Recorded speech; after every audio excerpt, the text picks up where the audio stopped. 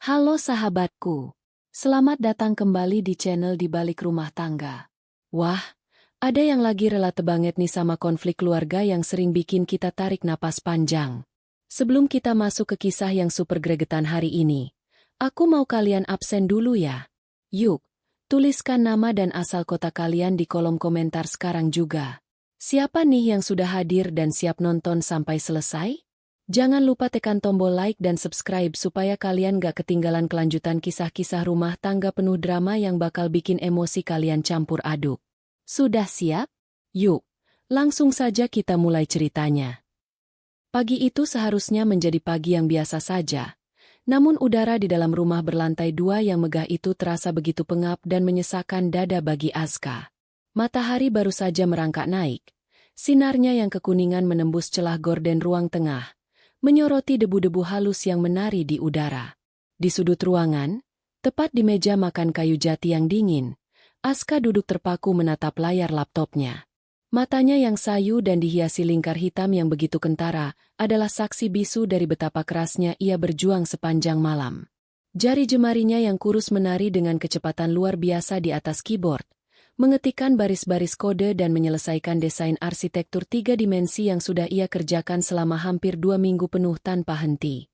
Sesekali ia memijat pelipisnya yang berdenyut nyeri, menahan rasa pusing akibat kurang tidur dan kopi yang sudah dingin sejak semalam. Ia tidak boleh berhenti sekarang. Proyek besar dari klien luar negeri ini adalah nyawa bagi keluarganya. Jika desain ini disetujui dan dikirim sebelum tenggat waktu pukul 10 pagi ini, bayaran puluhan juta rupiah akan langsung masuk ke rekeningnya. Uang itulah yang selama ini menambal kebocoran luar biasa dalam keuangan rumah tangganya bersama Faris. Tidak ada satupun penghuni rumah ini yang mengetahui rahasia besar tersebut. Di mata Faris, suaminya yang selalu merasa paling berkuasa, dan di mata Ibu Ratna, ibu mertuanya yang luar biasa sombong, Aska hanyalah seorang istri tidak berguna yang hanya tahu cara menghabiskan beras di rumah. Mereka tidak pernah tahu bahwa gaji Faris sebagai manajer tingkat menengah sebenarnya tidak pernah cukup untuk menutupi gaya hidup mewah yang selalu dituntut oleh Ibu Ratna dan adik iparnya, Sarah. Merek kosmetik mahal, daster sutra, tas bermerek, hingga cicilan mobil sedan terbaru yang dibanggakan Faris. Semuanya diam-diam dibayar menggunakan uang hasil keringat Aska dari bekerja lepas tanpa henti. Aska selalu mentransfer kekurangannya ke rekening Faris dengan alasan uang tabungan lama demi menjaga harga diri suaminya. Namun, pengorbanan yang begitu besar dan tulus itu sama sekali tidak pernah dihargai. Aska diperlakukan layaknya pembantu rendahan yang tidak memiliki hak untuk bersuara, apalagi mengeluh tentang kelelahannya. Sebelum duduk menyelesaikan sisa pekerjaannya pagi ini, Aska sebenarnya sudah memforsir tenaganya untuk mengurus seluruh isi rumah. Sejak azan subuh berkumandang, ia sudah bangun untuk mencuci setumpuk pakaian kotor milik seluruh anggota keluarga. Ia menyetrika kemeja kerja Faris hingga rapi tak berkerut, memasak sarapan bubur ayam spesial kesukaan Ibu Ratna, dan membuatkan bekal mewah untuk Sarah. Ia bahkan sudah mengepel lantai 1 hingga mengkilap tanpa noda. Satu-satunya hal yang belum sempat ia kerjakan hanyalah mencuci piring bekas sarapan mereka pagi ini, karena alarm tenggat waktu di laptopnya sudah berbunyi nyaring. Aska berpikir, ia hanya butuh waktu kurang dari 20 menit untuk melakukan proses akhir pada file desainnya, mengirimkannya melalui email, lalu ia akan segera berlari ke dapur untuk menyelesaikan sisa pekerjaannya. Ia yakin, kali ini sedikit waktu penundaan tidak akan menjadi masalah besar. Namun, perkiraannya meleset jauh. Jauh dari kata aman. Aska, perempuan pemalas, kamu di mana? Sebuah teriakan melengking yang sangat memekakan telinga tiba-tiba memecah keheningan pagi. Suara itu begitu keras hingga membuat bahu Aska tersentak kaget. Jantungnya berdebar tidak karuan saat ia menoleh perlahan ke arah tangga. Di sana, berdirilah Ibu Ratna dengan wajah memerah menahan amarah yang meletup-letup. Wanita parubaya itu mengenakan daster sutra tebal berwarna merah marun, yang lucunya adalah hasil jerih payah Aska bulan lalu, sambil berkacak pinggang menatap menantunya dengan sorot mata yang penuh dengan kebencian dan rasa jijik yang tidak pernah ditutup-tutupi. Rambutnya masih tergulung rapi, dan gelang-gelang emas palsunya bergemerincing berisik saat ia melangkah cepat menuruni anak tangga, menghampiri meja tempat Aska bekerja. Langkah kakinya menghentak lantai dengan keras, menandakan badai besar akan segera tiba menghantam ketenangan Aska yang rapuh. "Ibu, ada apa, Bu?" tanya Aska dengan suara lembut dan bergetar. Ia berusaha keras untuk tetap tenang, memaksakan seulas senyum kaku di bibirnya. Matanya dengan cemas melirik ke arah persentase di layar laptopnya. Proses kerjanya baru mencapai 70%. Ia berdoa dalam hati, memohon agar diberikan sedikit saja waktu tambahan agar file itu bisa tersimpan dengan sempurna. "Ada apa kamu bilang? Kamu pura-pura buta atau memang sudah buta sungguhan? Kamu tidak lihat tumpukan piring kotor di wastafel dapur itu? Bekas makan sarapan dibiarkan begitu saja sampai semut berdatangan. Istri macam apa kamu ini? Jam segini masih duduk santai menatap kotak bodoh itu. Apa kamu pikir rumah ini hotel bintang 5 tempat kamu bisa bermalas-malasan sesuka hatimu?" bentak Ibu Ratna tanpa henti. Telunjuknya yang dihiasi cincin batu akik palsu menunjuk-nunjuk wajah Aska dengan kasar.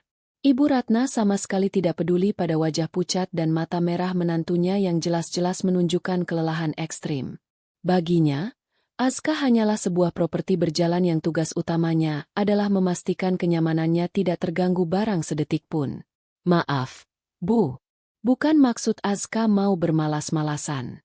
Piringnya memang sengaja Aska tinggal sebentar saja. Ini Aska sedang ada pekerjaan yang sangat penting dan harus dikirim ke klien detik ini juga. Cuma butuh waktu sebentar, Bu. Nanti, setelah file ini selesai terkirim dan urusannya beres, Aska janji akan langsung lari ke dapur dan mencuci semua piring kotor itu sampai benar-benar bersih dan mengkilap. Tolong beri Aska waktu 10 menit saja, Bu. Aska mohon pengertiannya untuk kali ini saja," ucap Aska dengan nada memohon yang begitu kentara. Ia menyatukan kedua telapak tangannya di depan dada, berharap hati ibu mertuanya yang sekeras batu karang itu bisa sedikit saja melunak. 10 menit. Ia hanya meminta waktu 10 menit dari 24 jam waktunya yang selalu diabdikan untuk keluarga ini. Namun, alih-alih mengerti, permohonan tulus Aska justru dianggap sebagai sebuah hinaan dan perlawanan oleh Ibu Ratna. Wajah wanita parubaya itu semakin beringas. Urat-urat di lehernya menonjol keluar. Ia merasa otoritasnya sebagai ratu di rumah itu sedang ditantang secara terang-terangan oleh menantu yang tidak punya latar belakang keluarga kaya raya. "Pekerjaan penting. Jangan membuat ibu tertawa sampai mati, Aska. Pekerjaan penting apa yang bisa dikerjakan oleh perempuan kampung pengangguran sepertimu? Paling-paling kamu cuma membuang waktu bermain hal tidak berguna atau bergosip tidak jelas di internet. Jangan pernah kamu mencoba membodohi ibu. Anakku, Faris, dia yang banting tulang di luar sana, bekerja keras di kantor sampai malam untuk memberi kamu makan, membelikan pakaian, dan memberikan tempat tinggal mewah ini. Dan balasannya? Kamu berani menunda perintah ibu hanya demi alasan omong kosongmu itu?" jerit Ibu Ratna hingga suaranya serak. Ia kini berdiri tepat di sebelah kursi Aska. Bayangannya menutupi cahaya layar laptop yang sedang bekerja keras menyelesaikan tugas akhirnya. "Bu, demi Allah, ini sungguhan pekerjaan. Aska sedang bekerja mencari uang tambahan. Bu, uang dari proyek ini sangat penting untuk menutupi kebutuhan kita bulan ini. Tolong, Bu, sebentar saja." Aska mencoba menjelaskan kebenaran yang selama ini ia tutupi dengan susah payah, berharap kejujurannya bisa membuat Ibu Ratna berhenti mendesaknya. Namun kejujuran itu adalah sebuah kesalahan fatal di saat yang tidak tepat. "Halah, berhenti membual. Uang tambahan apa? Kamu mau bilang gaji anakku tidak cukup? Kamu mau merendahkan Faris di depan ibunya sendiri? Kurang ajar sekali kamu, Aska." Ibu Ratna semakin murka. Kalimat Aska tadi justru menyentil ego rapuhnya. Ia tidak terima anak kebanggaannya dianggap kurang mampu membiayai rumah tangga. Dengar baik-baik.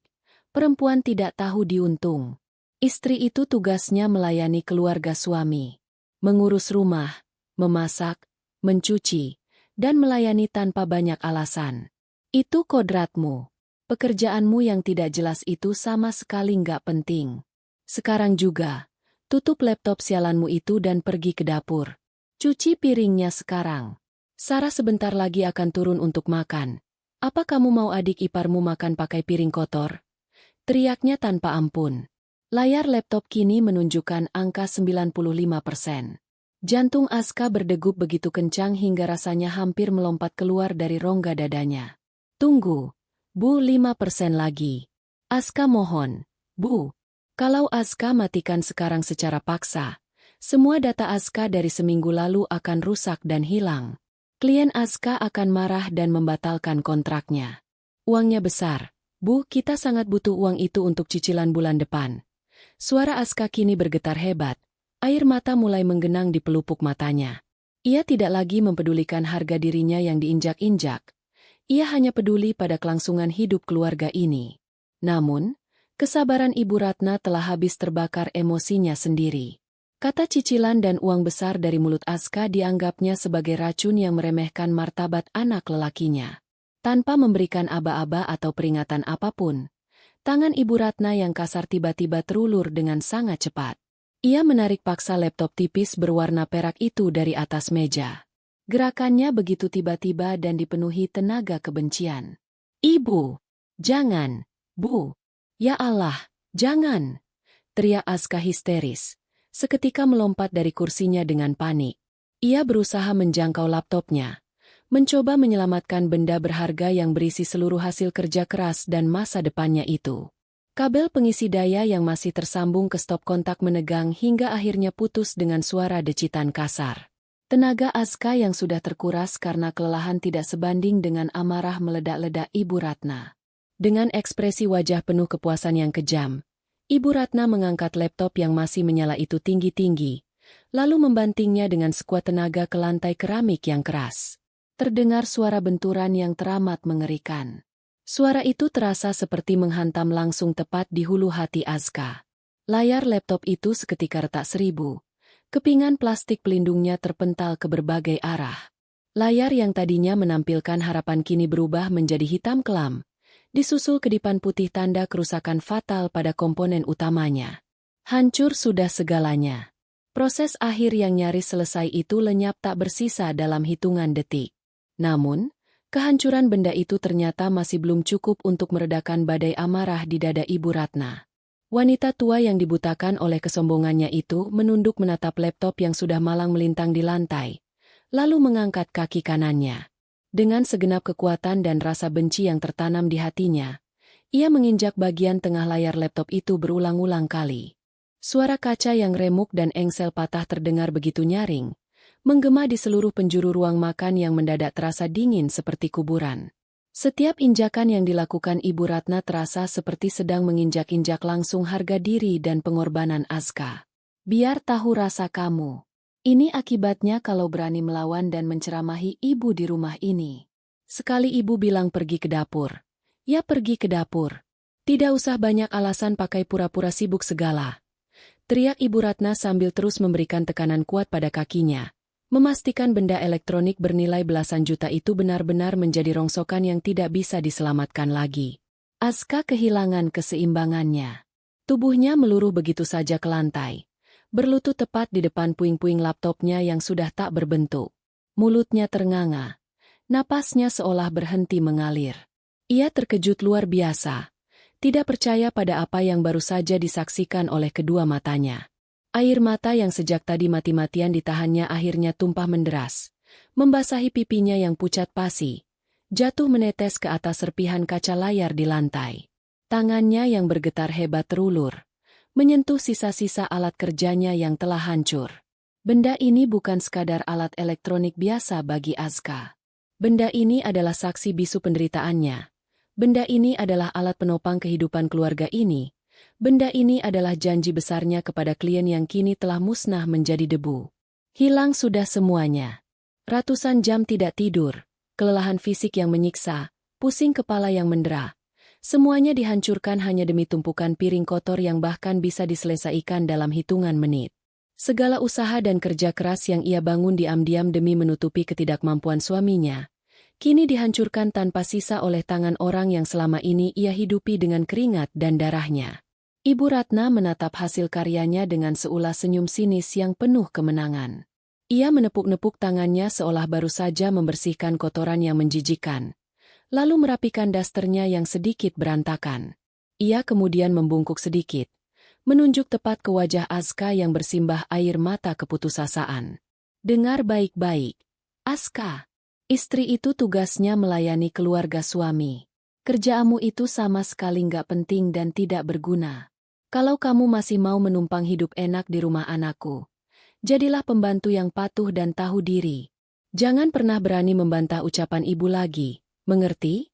Desis Ibu Ratna dengan nada tajam yang menyayat hati, penuh penekanan pada setiap suku katanya. Setelah puas menjatuhkan vonis tak berhati itu, Ibu Ratna membalikkan badannya dengan angkuh. Ia melangkah pergi meninggalkan ruang makan, berjalan santai menuju kamarnya seolah tidak pernah terjadi apa-apa, membiarkan menantunya terpuruk hancur di lantai. Di tengah kesunyian yang mencekam itu, Aska perlahan memungut satu pecahan layar yang cukup tajam. Ujung kaca itu menggores jarinya hingga mengeluarkan setetes darah segar. Namun rasa perih di kulitnya sama sekali tidak sebanding dengan luka menganga di dalam hatinya. Hati Aska telah hancur lebur, bukan sekadar karena barang berharganya dirusak, tetapi karena seluruh rasa hormat, pengorbanan, dan martabatnya telah diinjak-injak sedemikian rupa tanpa ada sedikit pun rasa iba. Di detik yang hening dan menyakitkan itu, sambil menatap tetesan darahnya sendiri, ada sesuatu yang benar-benar patah di dalam jiwa Aska. Kesabaran luar biasa yang selama ini selalu ia bentangkan seluas samudera untuk keluarga suaminya, mendadak mengering kerontang hingga ke dasarnya. Tangisannya perlahan berhenti. Tatapan kesedihan dan keputusasaan di matanya perlahan-lahan memudar, berganti menjadi sebuah sorot mata yang teramat tajam, gelap, dan sangat dingin. Ia mengusap sisa air matanya dengan punggung tangannya secara kasar. Saat itu juga, di atas puing-puing harapannya yang dihancurkan, Aska bersumpah dalam hati yang paling dalam. Ia bersumpah bahwa mereka semua akan membayar dengan sangat mahal atas setiap tetes air mata dan keringat yang tidak pernah mereka hargai, dan kehancuran mereka akan dimulai dari detik ini. Serpihan kaca dan kepingan plastik pelindung yang tadinya membentuk sebuah perangkat berharga kini berserakan tak beraturan di atas lantai keramik ruang makan yang dingin, menjadi saksi bisu atas hancurnya sebuah perjuangan yang selama ini disembunyikan rapat-rapat. Aska masih bersimpuh di sana. Tubuhnya terasa kebas dan kaku. Kedua tangannya yang gemetar hebat perlahan menyentuh sisa-sisa laptopnya yang kini telah berubah menjadi sampah elektronik tak bernilai. Anehnya, tidak ada lagi air mata yang menetes membasahi pipinya yang pucat pasi. Tangisan histerisnya telah mengering secepat ia tumpah, digantikan oleh sebuah rongga kosong yang terasa teramat dingin dan hampa di dalam dadanya. Suara deru mesin mobil yang halus terdengar memasuki pelataran garasi, memecah keheningan yang mencekam di dalam rumah mewah itu. Tak berselang lama, terdengar suara pintu utama yang terbuka dan langkah kaki mantap seseorang yang mengenakan sepatu olahraga. Itu adalah Faris. Suaminya baru saja pulang dari sesi tenis pagi bersama rekan-rekan manajernya. Sebuah rutinitas gaya hidup eksklusif yang entah menggunakan uang dari mana jika bukan dari hasil keringat Aska yang kini telah diremukan di atas lantai. Faris melangkah santai memasuki ruang tengah sambil mengelap keringat di lehernya menggunakan handuk kecil berlogo merek olahraga ternama. Wajahnya yang arogan dan selalu merasa paling benar itu seketika berkerut tak suka ketika matanya menangkap pemandangan di ruang makan. Ia melihat istrinya duduk bersimpuh di lantai, dikelilingi oleh serpihan barang yang hancur, sementara suasana rumah terasa sangat tegang dan tidak nyaman. Alih-alih berlari menghampiri sang istri dengan panik atau menanyakan keadaan Aska dengan nada penuh kekhawatiran layaknya seorang suami yang peduli, Faris justru menghela napas panjang dan mendecakkan lidahnya dengan keras. Suara decakan itu terdengar begitu merendahkan, menyayat sisa-sisa harapan di sudut hati Aska yang entah mengapa masih berharap suaminya akan menjadi tempatnya berlindung dari kekejaman ini. Ada keributan apa lagi ini, Aska? Pagi-pagi begini rumah sudah berantakan seperti kapal pecah. Kamu ini bisa tidak sih menjaga ketenangan rumah sebelum aku bersiap berangkat ke kantor? Suara bariton Faris menggema, dingin dan penuh dengan nada tuntutan yang mengintimidasi. Ia sama sekali tidak mempedulikan jari telunjuk Aska yang sedikit berdarah akibat terkena pecahan kaca. Matanya hanya tertuju pada kekacauan yang merusak estetika ruang makannya yang selalu bersih mengkilap. Sebelum Aska sempat membuka mulutnya yang terasa kering untuk menjelaskan kebenaran yang baru saja terjadi, suara langkah kaki tergesa-gesa terdengar dari arah tangga utama. Ibu Ratna rupanya telah mendengar kepulangan anak laki-laki kebanggaannya. Wanita parubaya itu kembali turun dari lantai 2. Namun kali ini dengan ekspresi wajah yang telah diubah sedemikian rupa layaknya seorang aktris sinetron. Wajah beringas nan kejam yang tadi ia tunjukkan saat menghancurkan laptop Aska kini telah lenyap tanpa bekas. Digantikan oleh raut wajah memelas bagaikan seorang korban yang teraniaya secara keji. Ia berjalan menghampiri Faris sambil memegangi dadanya. Seolah-olah baru saja mengalami kejadian yang membuatnya sangat terkejut dan memicu tekanan darah tingginya. Faris, anakku, untung kamu cepat pulang. Nak, kamu lihat sendiri kan kelakuan istrimu ini? Ibu cuma minta tolong dengan sangat halus. Memintanya untuk mencuci piring bekas sarapan kita yang sudah menggunung dan dikerubungi semut di wastafel dapur. Tapi apa balasannya? Dia malah membentak ibu. Faris, dia berani melawan ibumu sendiri.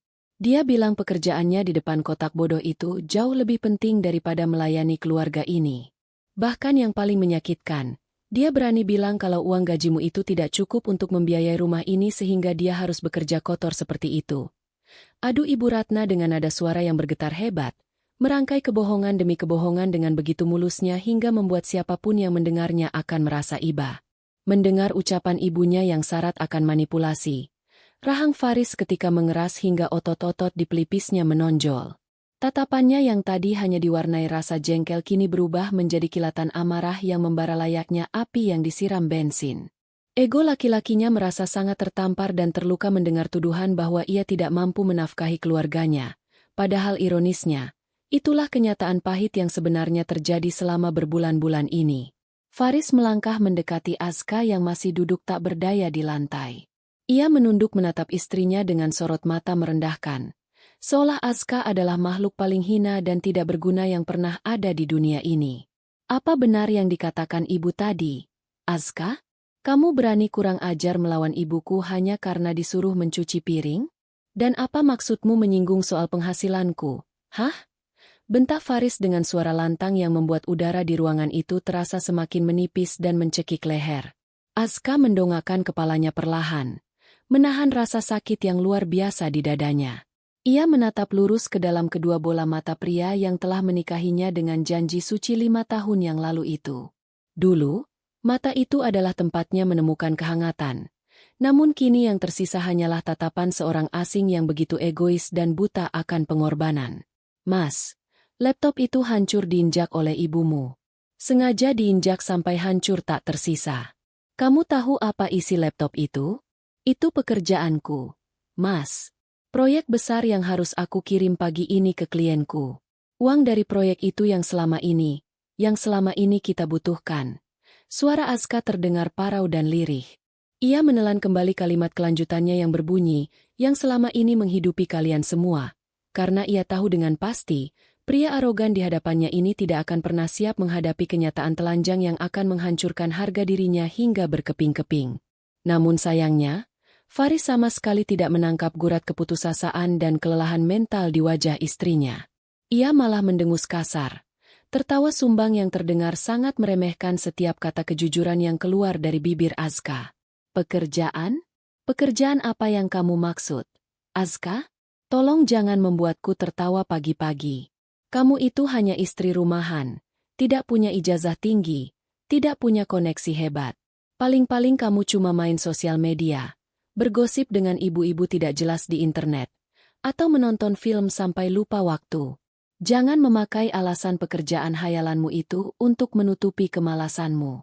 Aku ini yang bekerja keras. Aska, aku banting tulang memeras keringat dari pagi sampai malam di kantor. Menghadapi tekanan bos, klien yang menuntut. Demi apa? Demi memberikan kamu makan, membelikan pakaian yang layak, dan membiarkan kamu tinggal di rumah semewah ini tanpa perlu berpanas-panasan. Tapi apa balasanmu? Mencuci piring saja kamu tidak becus. Kamu malah melawan ibuku yang sudah tua dan lelah. Teriak Faris meluapkan segala keegoisannya tanpa ampun. Setiap kata yang diucapkan Faris bagaikan paku berkarat yang ditancapkan secara paksa dan perlahan ke dalam jantung Aska. Ia bekerja keras siang dan malam, merelakan waktu istirahatnya yang berharga, mengabaikan kesehatannya hingga matanya berhias lingkar hitam demi menutupi cicilan rumah mewah ini. Demi membayar tagihan kartu kredit Faris yang selalu membengkak setiap bulannya. Dan demi memenuhi gaya hidup ibu mertuanya yang tak pernah puas. Dan kini, di hadapan puing-puing hasil kerjanya, suaminya dengan lantang mengklaim bahwa semua kemewahan ini adalah murni hasil keringatnya sendiri. Betapa butanya pria itu. Betapa bodohnya Azka selama ini karena telah dengan rela merawat sebuah kebohongan besar yang justru kini berbalik mencekiknya hingga nyaris mati rasa. Suasana yang sudah sangat keruh itu semakin diperparah ketika suara langkah kaki ringan menuruni tangga. Sarah, adik kandung Faris, muncul dengan balutan gaun tidur berbahan sutra impor mahal, yang ironisnya dibelikan oleh Azka melalui pesanan daring bulan lalu.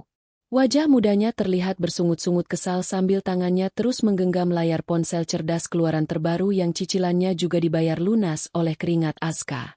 Gadis berusia awal 20-an yang tak pernah tahu susahnya mencari uang itu menatap sinis ke arah keributan di ruang makan.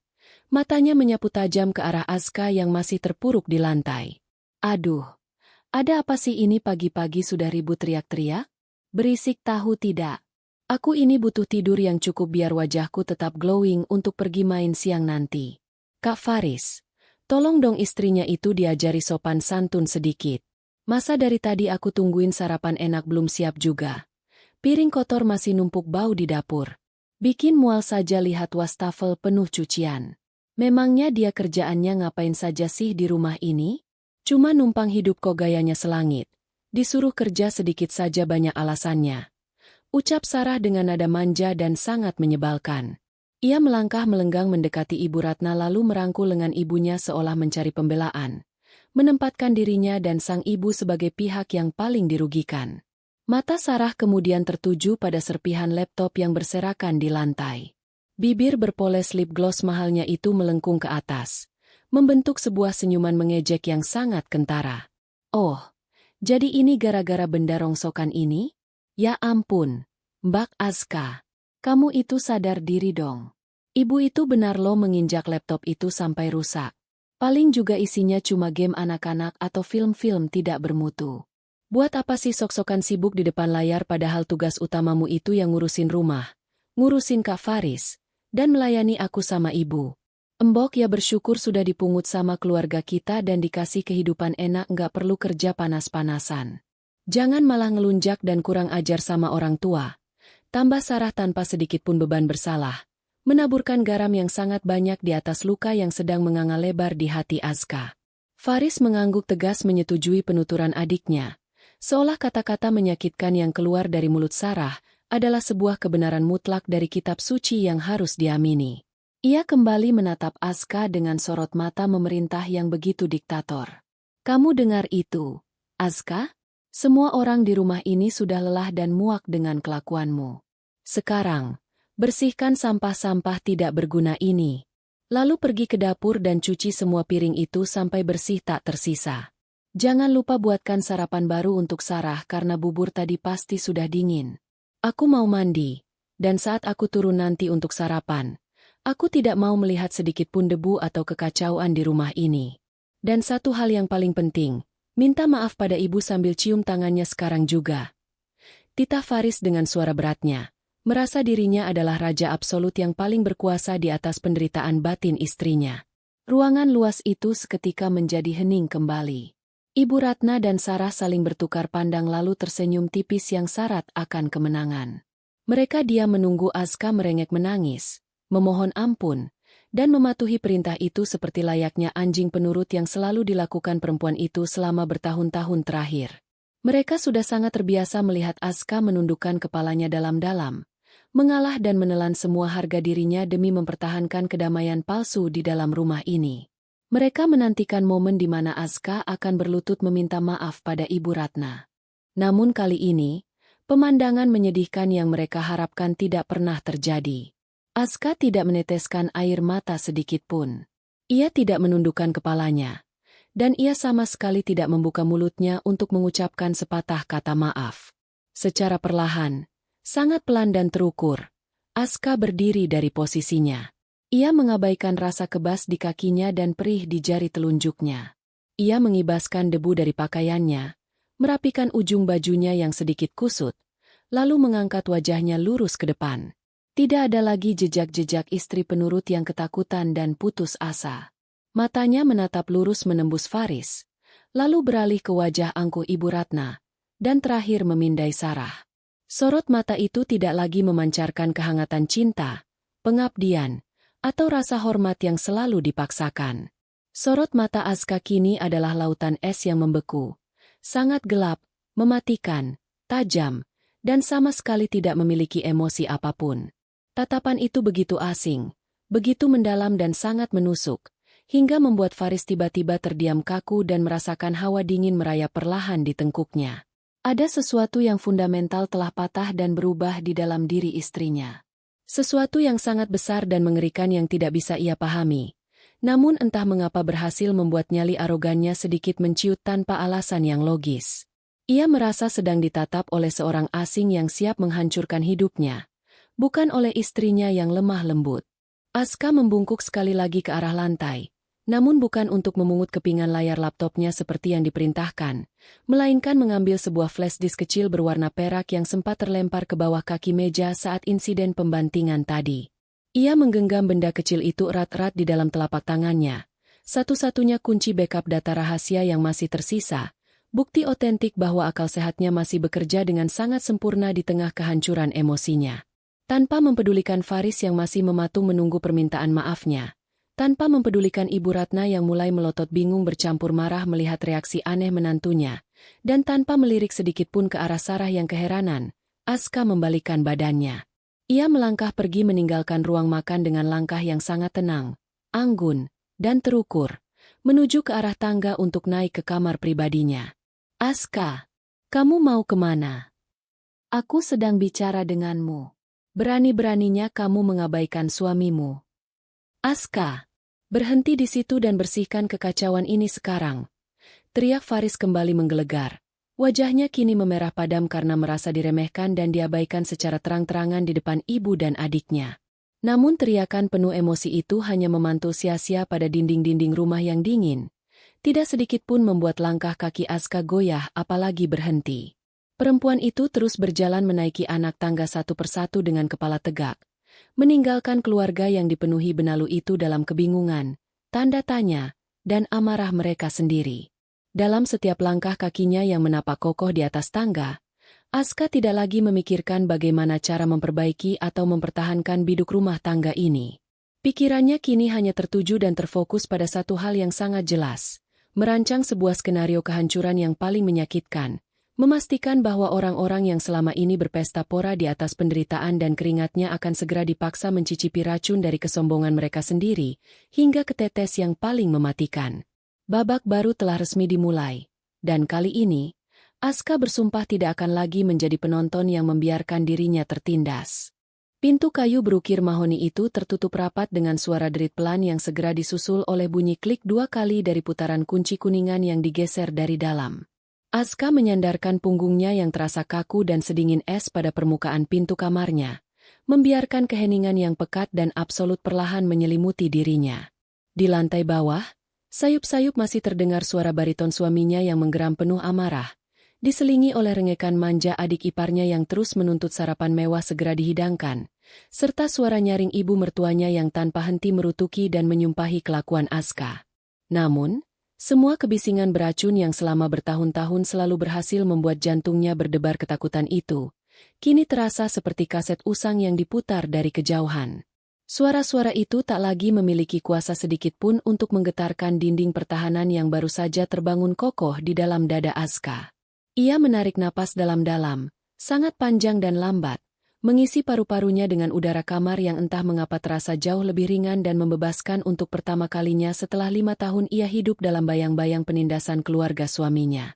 Matanya yang sebelumnya menyorotkan keputusasaan dan rasa sakit yang tak terperi, kini hanya memancarkan ketenangan yang teramat mematikan, sebuah ketenangan mencekam yang biasanya selalu mendahului datangnya badai paling dahsyat dan meluluh lantakan. Perlahan namun pasti, Aska mengangkat tangannya yang gemetar dan membuka telapak tangannya yang sedari tadi terkepal begitu kuat hingga buku-buku jarinya memutih pasi. Di sana, tergeletak sebuah benda kecil berbahan metalik berwarna perak, Sebuah memori portabel cadangan yang menjadi satu-satunya benda berharga yang berhasil ia selamatkan dari puing-puing kehancuran di ruang makan. Benda kecil tak bernyawa itu adalah saksi bisu dari ratusan jam waktu tidurnya yang terampas, keringat dingin yang mengucur saat menahan sakit kepala, dan dedikasi luar biasa yang ia curahkan demi menopang gaya hidup keluarga yang tak pernah menghargainya seujung kuku pun. Dengan langkah kaki yang terasa ringan seolah beban bertonton baru saja diangkat dari kedua pundaknya, Aska berjalan menghampiri lemari pakaian besarnya yang terletak di sudut ruangan. Ia berlutut, membuka laci paling bawah yang tersembunyi di balik tumpukan selimut tebal dan pakaian musim dingin yang jarang tersentuh. Dari bagian paling dasar laci tersebut, ia menarik keluar sebuah komputer tablet keluaran lama yang layarnya sudah sedikit tergores.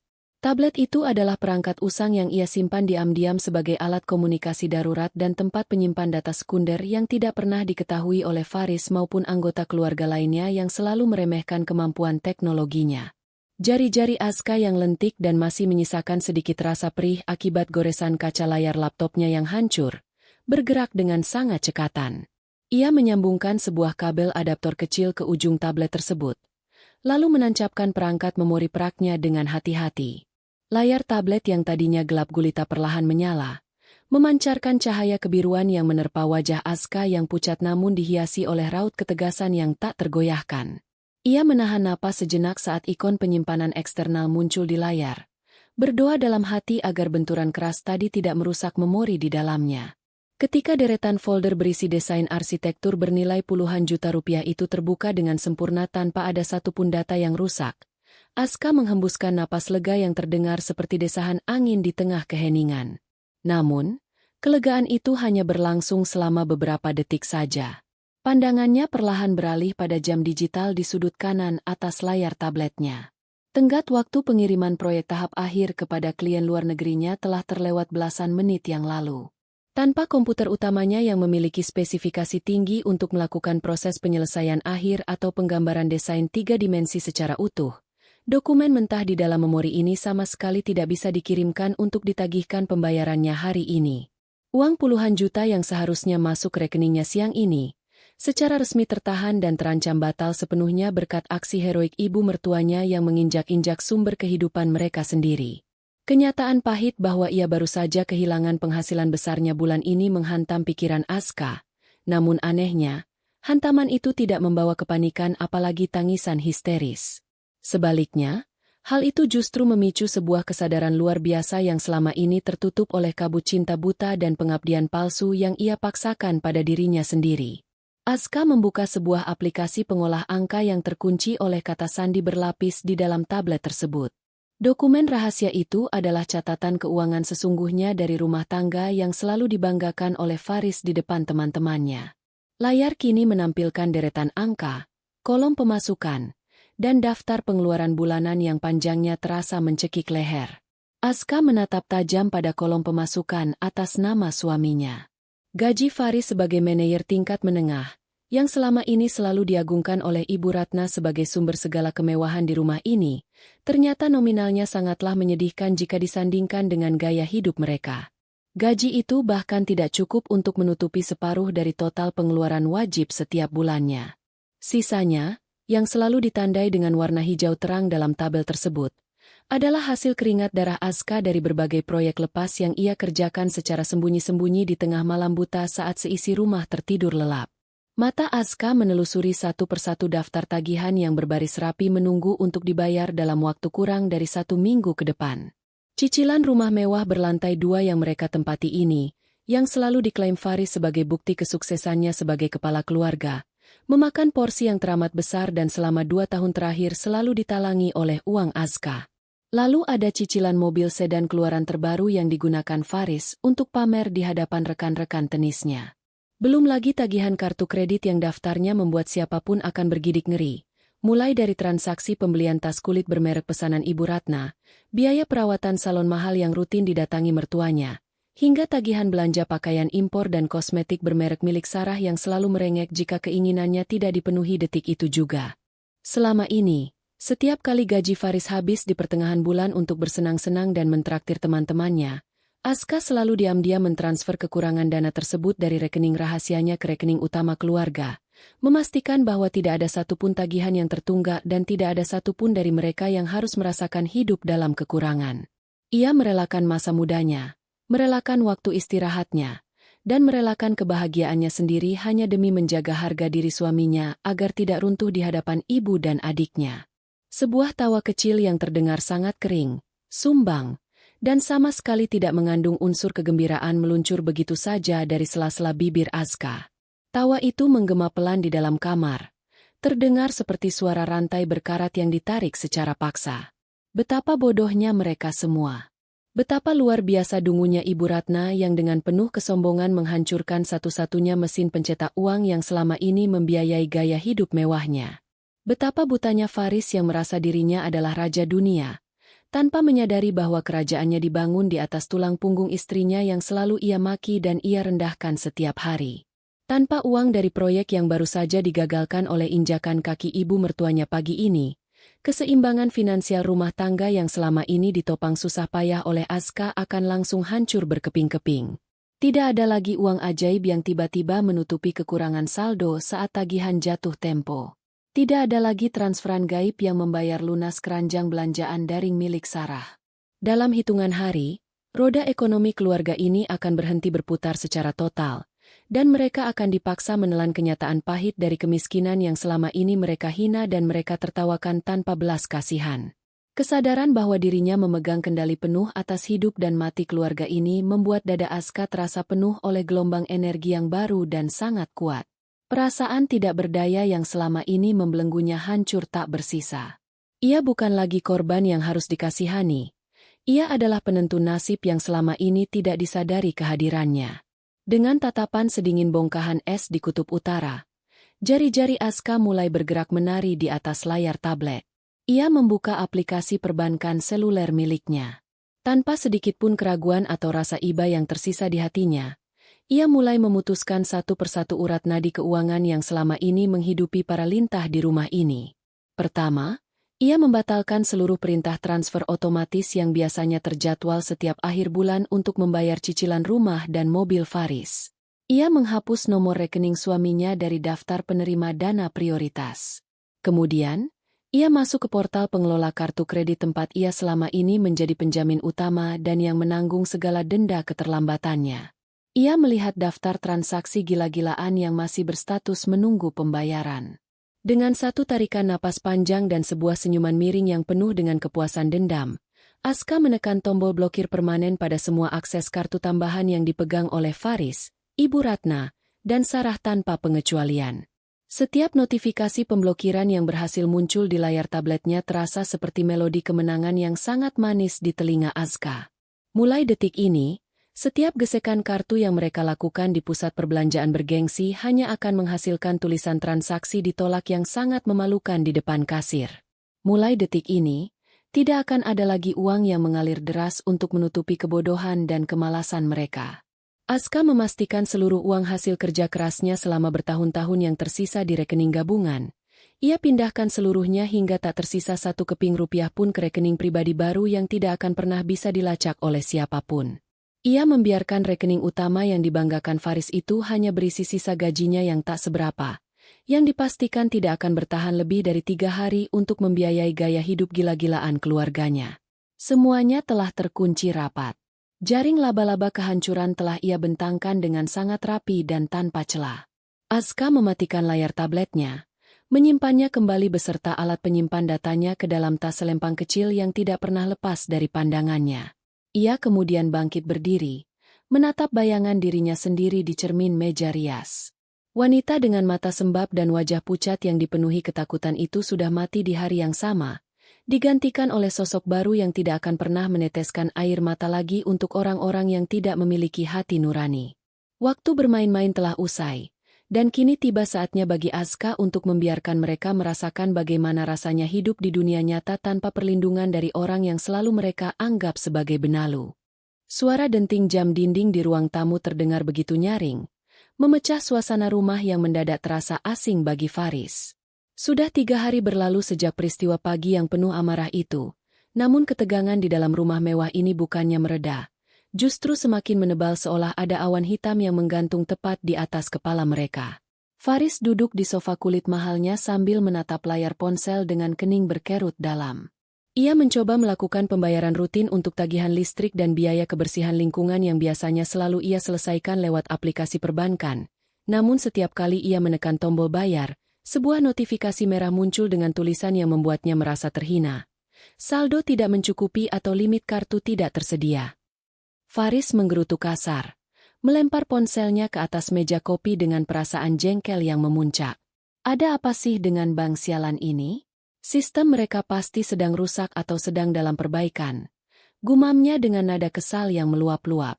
Di sisi lain ruang tamu, Ibu Ratna sedang sibuk menatap katalog belanja daring yang menampilkan deretan koleksi perhiasan emas terbaru. Wanita itu berniat memesan sepasang anting baru untuk acara arisan ibu-ibu pejabat yang akan diadakan 2 hari lagi. Dengan penuh percaya diri, ia memasukkan barang-barang mewah itu ke dalam keranjang belanjaannya dan melanjutkan ke halaman pembayaran. Namun, tepat saat ia menekan tombol konfirmasi untuk melakukan pembayaran kartu kredit yang selama ini selalu lancar tanpa kendala, layar ponselnya berkedip sejenak, lalu memunculkan pesan peringatan. Pembayaran gagal. Harap hubungi pihak bank atau periksa batas kredit Anda. Ibu Ratna mencoba lagi. Kali ini dengan tangan yang sedikit bergetar karena emosi. Hasilnya tetap sama. Ia mulai panik, memanggil-manggil nama suaminya dan anaknya dengan suara yang melengking tinggi, merasa seolah dunia sedang berkomplot untuk mempermalukannya.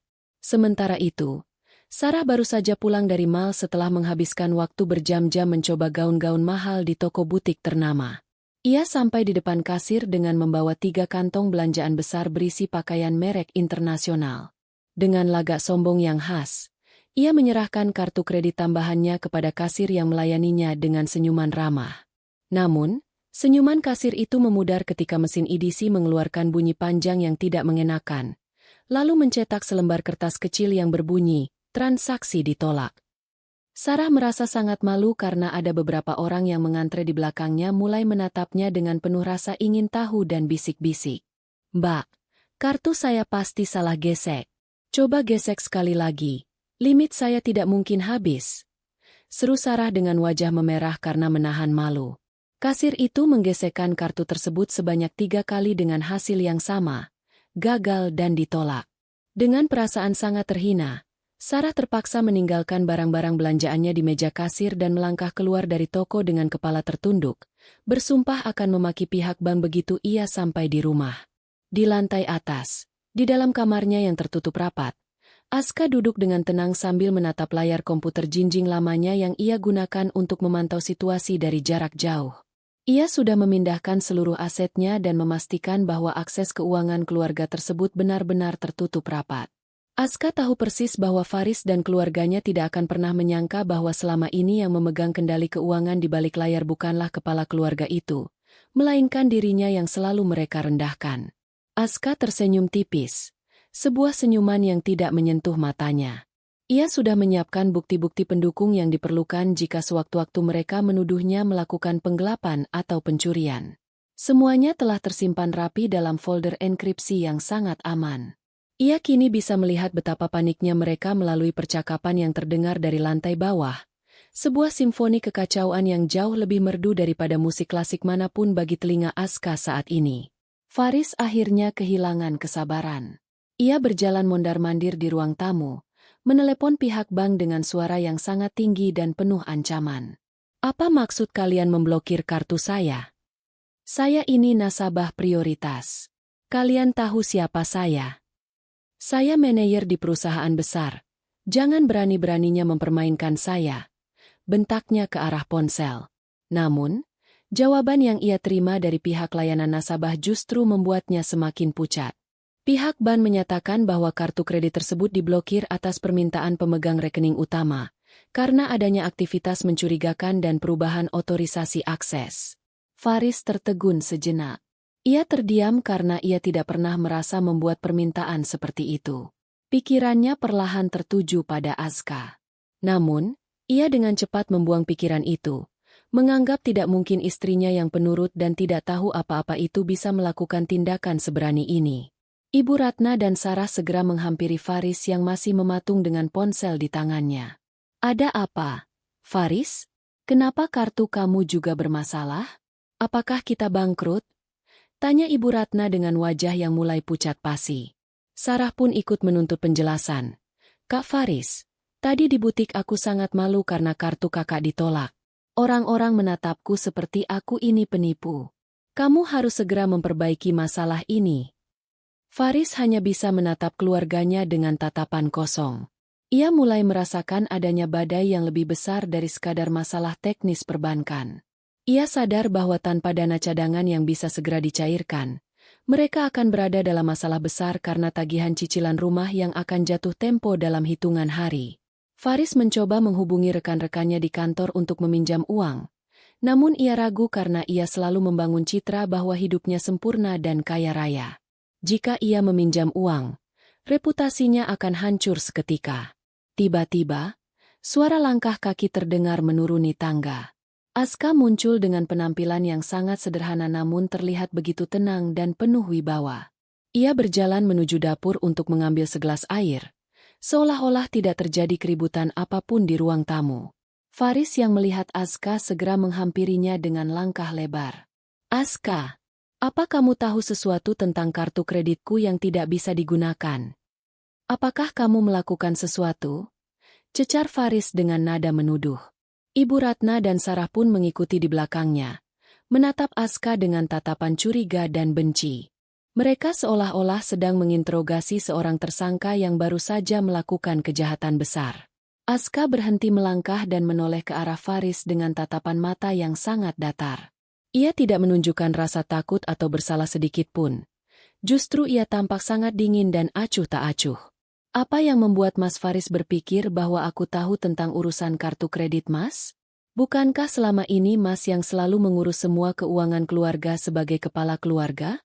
Aku bahkan tidak pernah diperbolehkan menyentuh rekening Mas. Ingat? Jawab Aska dengan tenang. Suaranya terdengar sangat stabil dan tidak bergetar.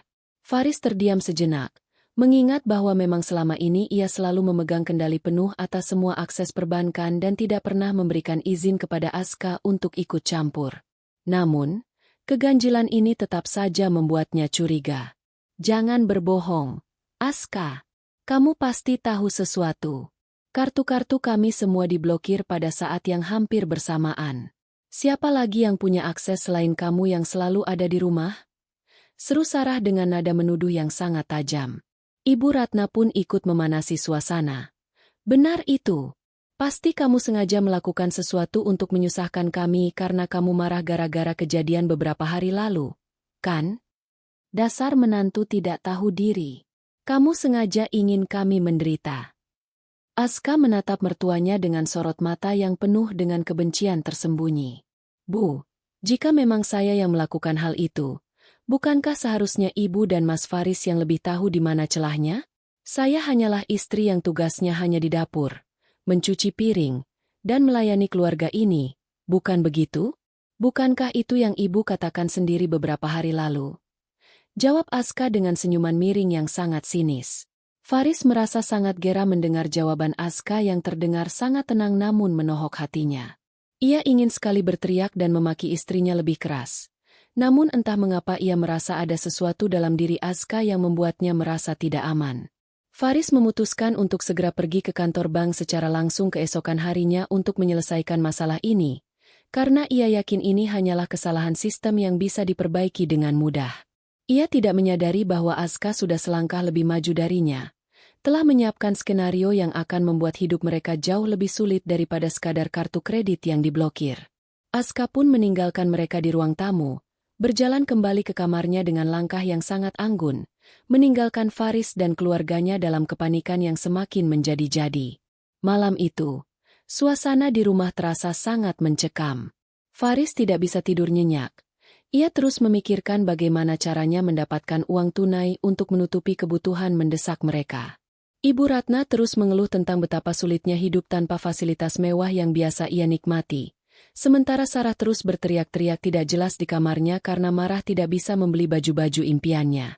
Mereka semua merasa seolah-olah dunia mereka sedang runtuh, dan mereka tidak memiliki siapapun untuk disalahkan selain diri mereka sendiri, meskipun mereka masih saja terus mencari kesalahan Aska. Aska, di sisi lain, tertidur dengan nyenyak di kamarnya, merasakan kelegaan yang luar biasa. Ia tahu bahwa ini hanyalah awal dari pembalasan yang sesungguhnya.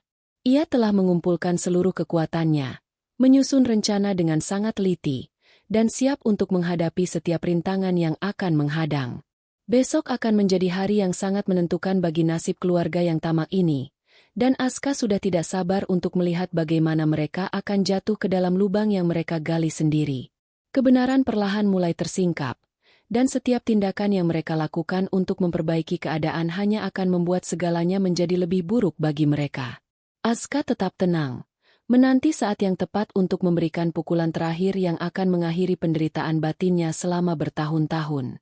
Sinar matahari pagi yang masuk melalui celah jendela kamar Aska terasa lebih cerah hari ini, seolah alam pun ikut merayakan kebebasan yang perlahan ia jemput. Setelah semalaman memantau pergerakan panik keluarganya melalui pantauan daring, Aska tahu hari ini adalah hari penentuan. Faris sudah bangun sejak subuh. Wajahnya yang terlihat kusut dan pucat pasi menjadi bukti betapa ia tidak bisa memejamkan mata sedikit pun. Ibu Ratna juga tampak mondar-mandir di ruang makan dengan wajah yang masih dipenuhi sisa-sisa amarah dan ketidakpastian.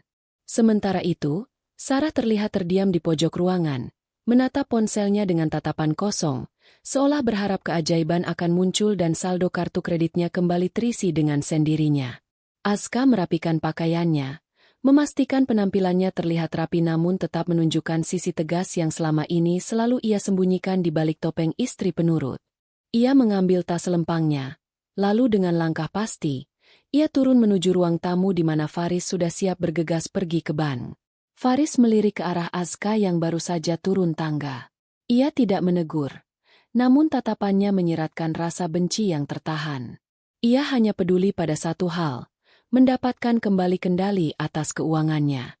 Tanpa mengucapkan sepatah kata pun, Faris mengambil kunci mobilnya dengan kasar dan melangkah keluar menuju garasi, diikuti oleh Ibu Ratna yang memaksa ikut karena ingin memastikan sendiri bahwa masalah ini akan segera tuntas. Mereka meninggalkan Sarah sendirian di rumah, yang tampaknya masih terlalu malas untuk beranjak dari sofa karena suasana hatinya yang buruk. Aska berdiri sejenak di depan pintu utama yang terbuka, memperhatikan mobil sedan mewah suaminya melesat keluar dengan kecepatan tinggi, meninggalkan debu yang beterbangan.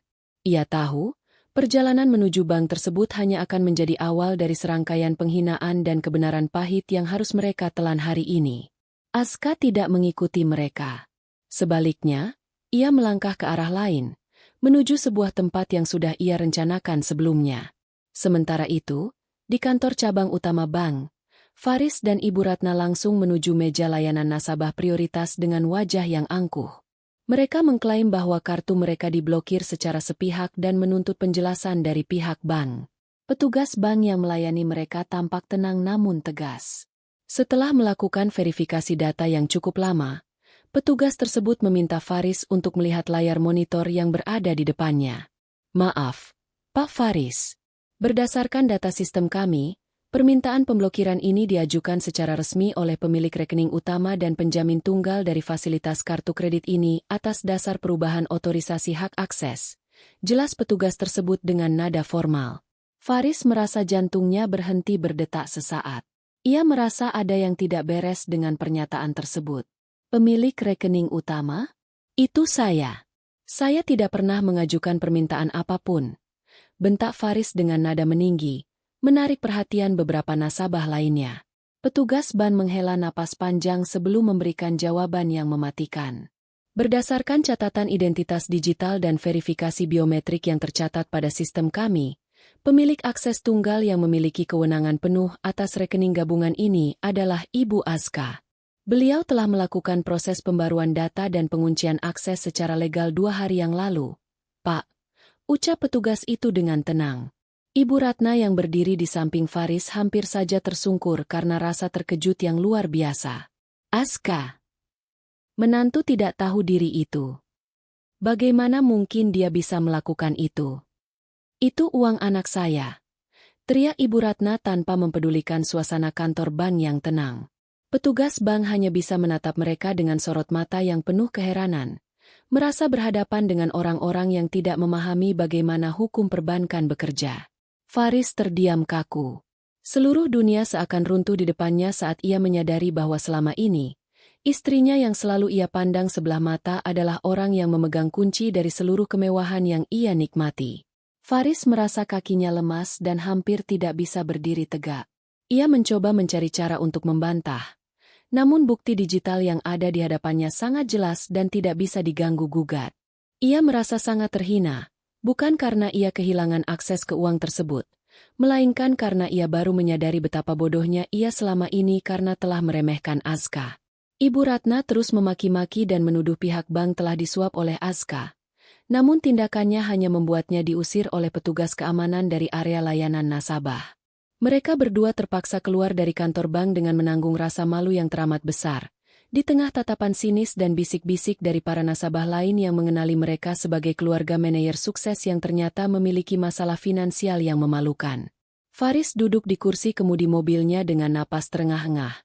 Wajahnya pucat pasi, dan tangannya gemetar hebat di atas setir. Ibu Ratna di sampingnya tidak berhenti mengomel. Namun kali ini omelannya tidak lagi didengar oleh Faris, karena pikirannya dipenuhi dengan satu nama, Aska. Di tempat lain, Aska sedang berada di sebuah kantor firma hukum ternama. Ia bertemu dengan pengacaranya untuk memastikan semua dokumen yang ia siapkan sudah lengkap dan memiliki kekuatan hukum yang sah.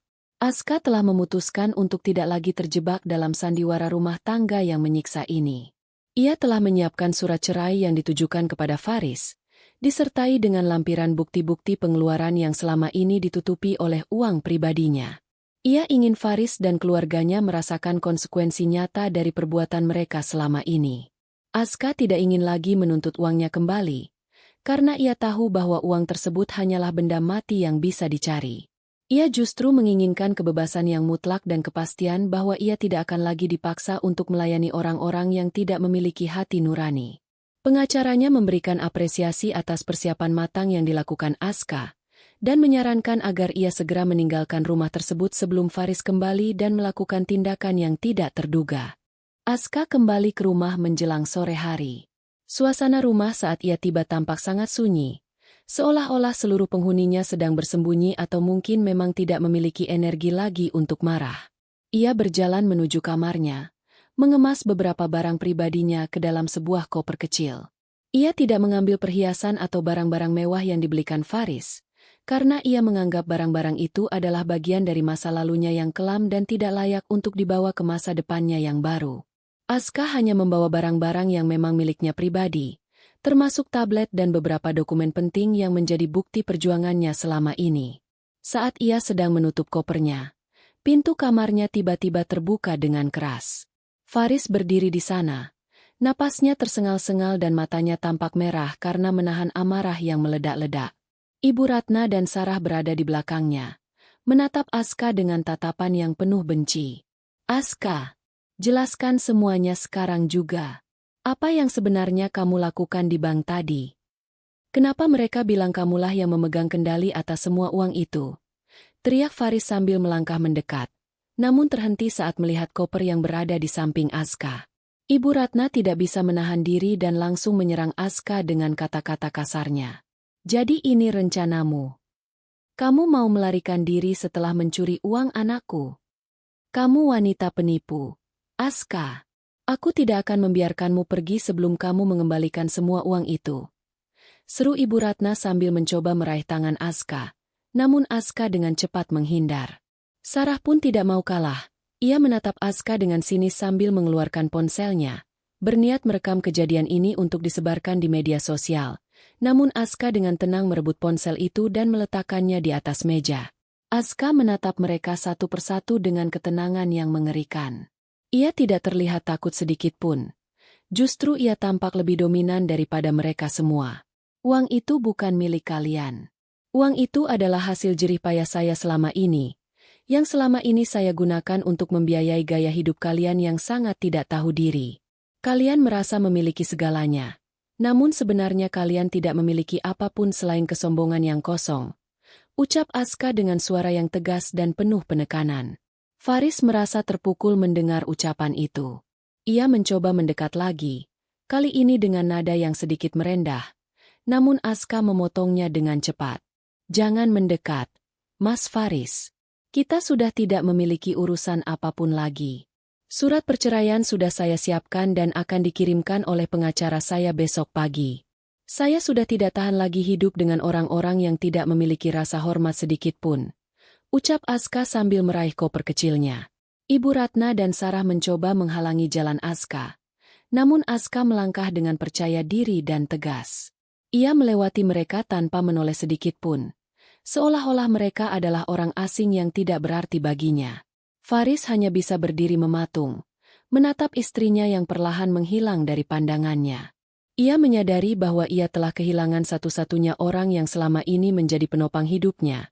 Namun ia terlalu sombong untuk mengakui kesalahannya sendiri. Aska melangkah keluar dari rumah mewah itu, menghirup udara sore yang terasa begitu segar bagi paru-parunya. Ia tidak menoleh ke belakang. Tidak ada keraguan sedikit pun di hatinya. Ia tahu bahwa ia telah membuat keputusan yang paling tepat untuk dirinya sendiri. Kini, ia siap menghadapi tantangan baru di luar sana, memulai hidup yang benar-benar baru, bebas dari belenggu rumah tangga yang selama ini telah membelenggu jiwanya. Perjuangan memang belum berakhir, namun untuk saat ini, kebebasan yang ia miliki jauh lebih berharga daripada apapun yang pernah ia miliki sebelumnya. Suasana di dalam rumah mewah itu berubah drastis menjadi jauh lebih mencekam daripada sebelumnya. Setelah Aska melangkah keluar melewati pintu utama dengan kepala tegak, meninggalkan Faris, Ibu Ratna, dan Sarah dalam keheningan yang menyesakan, rumah tersebut seolah kehilangan denyut nadinya. Faris masih berdiri mematung di ambang pintu kamar, tangannya menggantung lemas di samping tubuhnya, sementara tatapannya yang kosong tertuju pada ruang kosong di mana Aska baru saja menghilang. Ibu Ratna terduduk di lantai. Napasnya memburu dan wajahnya yang biasanya penuh dengan riasan tebal kini terlihat pucat pasi, menampakkan gurat-urat ketuaan yang selama ini ia sembunyikan. Sarah, yang ponselnya baru saja diletakkan paksa di atas meja oleh Aska, hanya bisa menggigit bibir bawahnya. Rasa kesal yang biasanya menggebu kini bercampur dengan ketakutan yang tak mampu ia definisikan. Keheningan yang mencekam itu akhirnya pecah ketika suara notifikasi ponsel Faris berbunyi nyaring di tengah sunyinya ruangan. Faris dengan gerakan kaku mengambil ponselnya dari saku celana. Layar ponsel menampilkan pesan singkat dari sistem perbankan. Sebuah tagihan jatuh tempo untuk cicilan rumah bulan berjalan telah tiba, dan kali ini, jumlahnya jauh lebih besar karena adanya denda keterlambatan akibat transaksi yang tertolak 2 hari lalu. Faris menatap angka-angka itu dengan mata yang membelalak. Selama ini, ia tidak pernah benar-benar memikirkan dari mana uang itu berasal. Ia hanya tahu bahwa tagihan selalu terbayar. Namun sekarang, saat ia melihat saldo yang tersisa di rekening pribadinya, ia menyadari dengan sangat kejam bahwa sisa uang di sana tidak akan cukup untuk menutupi bahkan sepertiga dari total cicilan tersebut. Apa yang akan kita lakukan sekarang, Faris? Suara Ibu Ratna memecah keheningan dengan nada yang jauh lebih rendah dan bergetar. Wanita itu kini tampak jauh lebih tua dari usianya yang sebenarnya. Kehilangan akses terhadap dana yang selama ini memanjakan hidupnya telah membuat dunianya yang megah runtuh seketika. Faris tidak menjawab. Ia hanya bisa menatap dinding dengan pandangan kosong. Realitas pahit mulai merayapi pikirannya. Kemewahan yang mereka nikmati selama ini ternyata bukanlah hak milik mereka, melainkan belas kasihan dari istri yang selalu mereka remehkan. Faris teringat kembali bagaimana ia seringkali membentak Aska, bagaimana ia menuntut kesempurnaan di rumah, dan bagaimana ia dengan bangga memamerkan kesuksesannya di depan rekan-rekan kerjanya. Padahal di balik itu semua, ia adalah pria yang tidak mampu berdiri di atas kakinya sendiri. Sarah, yang tadinya selalu sibuk dengan dunia media sosialnya, kini merasa terasing. Ia mencoba masuk ke dalam akun belanja daringnya. Namun alih-alih deretan barang mewah yang siap dikirim, ia justru disuguhi halaman peringatan bahwa akunnya telah ditangguhkan karena aktivitas pembayaran yang tidak valid. Sarah merasa sangat terhina. Ia mencoba menelepon beberapa temannya yang selama ini sering diajak jalan-jalan mewah, berharap bisa meminjam uang atau setidaknya mendapatkan hiburan. Namun, setelah beberapa kali mencoba, ia menyadari bahwa teman-temannya mulai menghindar.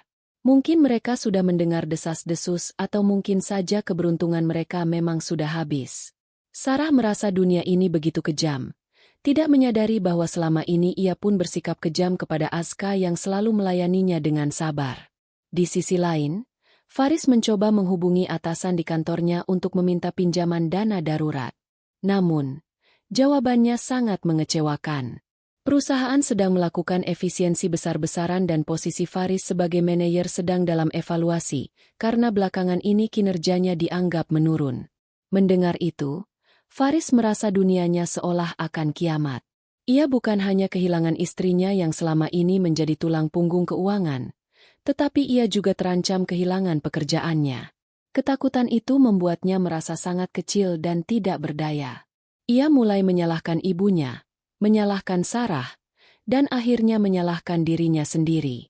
Suasana rumah yang tadinya penuh dengan tuntutan dan kemewahan kini dipenuhi dengan perdebatan, teriakan, dan saling menyalahkan. Ibu Ratna menuduh Faris tidak bisa menjadi laki-laki yang tegas. Sementara Faris membalas dengan amarah tentang bagaimana ibunya selalu memaksanya untuk hidup di atas kemampuan mereka. Sementara di sebuah apartemen sederhana yang jauh dari pusat kemewahan, Aska sedang merapikan beberapa barang keperluannya. Ia merasa napasnya begitu lega. Untuk pertama kalinya setelah bertahun-tahun, ia tidak perlu lagi khawatir tentang tagihan siapa yang harus dibayar, tentang makanan siapa yang harus dimasak, atau tentang suasana hati siapa yang harus dijaga. Aska menatap cermin di ruangan kecil itu dan melihat sosok baru. Ia melihat seorang wanita yang lebih kuat, lebih mandiri, dan lebih berharga daripada apapun yang pernah ia bayangkan selama ini.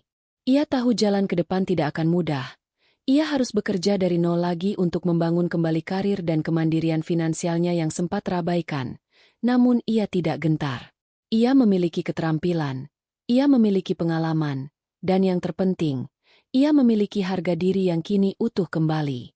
Malam itu, di rumah mewah mereka yang kini terasa sangat luas dan kosong, Faris dan keluarganya terpaksa melakukan diskusi yang paling sulit dalam hidup mereka. Mereka harus menentukan apa yang akan dijual terlebih dahulu untuk menutupi kebutuhan hidup sehari-hari. Mobil sedan mewah yang menjadi kebanggaan Faris harus dilepas untuk menutupi tunggakan cicilan rumah. Barang-barang mewah milik Ibu Ratna dan koleksi pakaian Sarah juga terpaksa dikumpulkan untuk dijual ke toko barang bekas. Mereka semua merasa seperti sedang dipermalukan oleh keadaan. Namun tidak ada pilihan lain. Faris terpaksa membuang ego dan kesombongannya demi memastikan mereka tidak diusir dari rumah. Setiap barang yang mereka kumpulkan untuk dijual adalah pengingat akan masa lalu yang penuh dengan kesia-siaan, di mana mereka menghabiskan uang yang tidak mereka miliki untuk membeli barang yang tidak mereka butuhkan. Di saat yang sama, Aska mulai mencari peluang kerja baru. Ia menghubungi beberapa kolega lamanya yang dulu pernah memuji hasil karyanya. Ia mengirimkan portofolio yang telah ia perbarui dengan hati-hati. Meskipun ia harus memulai dari posisi yang lebih rendah, Aska merasa jauh lebih puas. Tidak ada lagi tekanan dari Ibu Ratna yang menghina karyanya. Tidak ada lagi tuntutan Faris untuk melakukan pekerjaan rumah tangga sebelum menyelesaikan tugas arsitekturnya. Dan yang paling penting, tidak ada lagi perasaan bersalah karena harus berbohong demi menutupi kemampuan finansial keluarganya yang sesungguhnya. Aska menikmati setiap momen kebebasannya. Ia belajar kembali bagaimana menghargai dirinya sendiri, bagaimana beristirahat dengan cukup, dan bagaimana menikmati waktu untuk dirinya sendiri tanpa harus merasa bahwa ia sedang berbuat dosa karena tidak melayani orang lain. Namun, di dalam rumah mewah yang perlahan kehilangan kemegahannya itu, Faris masih dihantui oleh bayang-bayang Aska. Ia mulai menyadari betapa besar peran istrinya selama ini. Ia melihat piring-piring kotor yang kini menumpuk di wastafel, karena tidak ada lagi yang membersihkannya dengan sabar. Ia melihat debu-debu yang mulai memenuhi setiap sudut rumah karena tidak ada lagi tangan-tangan telaten yang merawatnya setiap pagi. Ia melihat lemari pakaiannya yang tidak lagi tersusun rapi dengan kemeja yang disetrika sempurna. Semua kenyamanan itu, yang dulu dianggapnya sebagai hal yang wajar dan haknya sebagai seorang suami, kini hilang tanpa bekas. Faris merasa sangat kehilangan, namun ia tidak memiliki keberanian untuk mengakui bahwa ia telah salah besar. Ia lebih memilih untuk menutupi rasa penyesalannya dengan sikap dingin dan arogan yang justru membuat hubungan keluarganya semakin renggang. Kehidupan mereka yang tadinya dipenuhi dengan sorotan kemewahan kini perlahan menjadi sangat kelam. Mereka mulai merasakan bagaimana rasanya diperlakukan dengan kasar oleh orang-orang yang dulu mereka anggap lebih rendah. Saat Faris mencoba menjual mobilnya, sang pembeli menawarnya dengan harga yang sangat rendah, hampir menghina.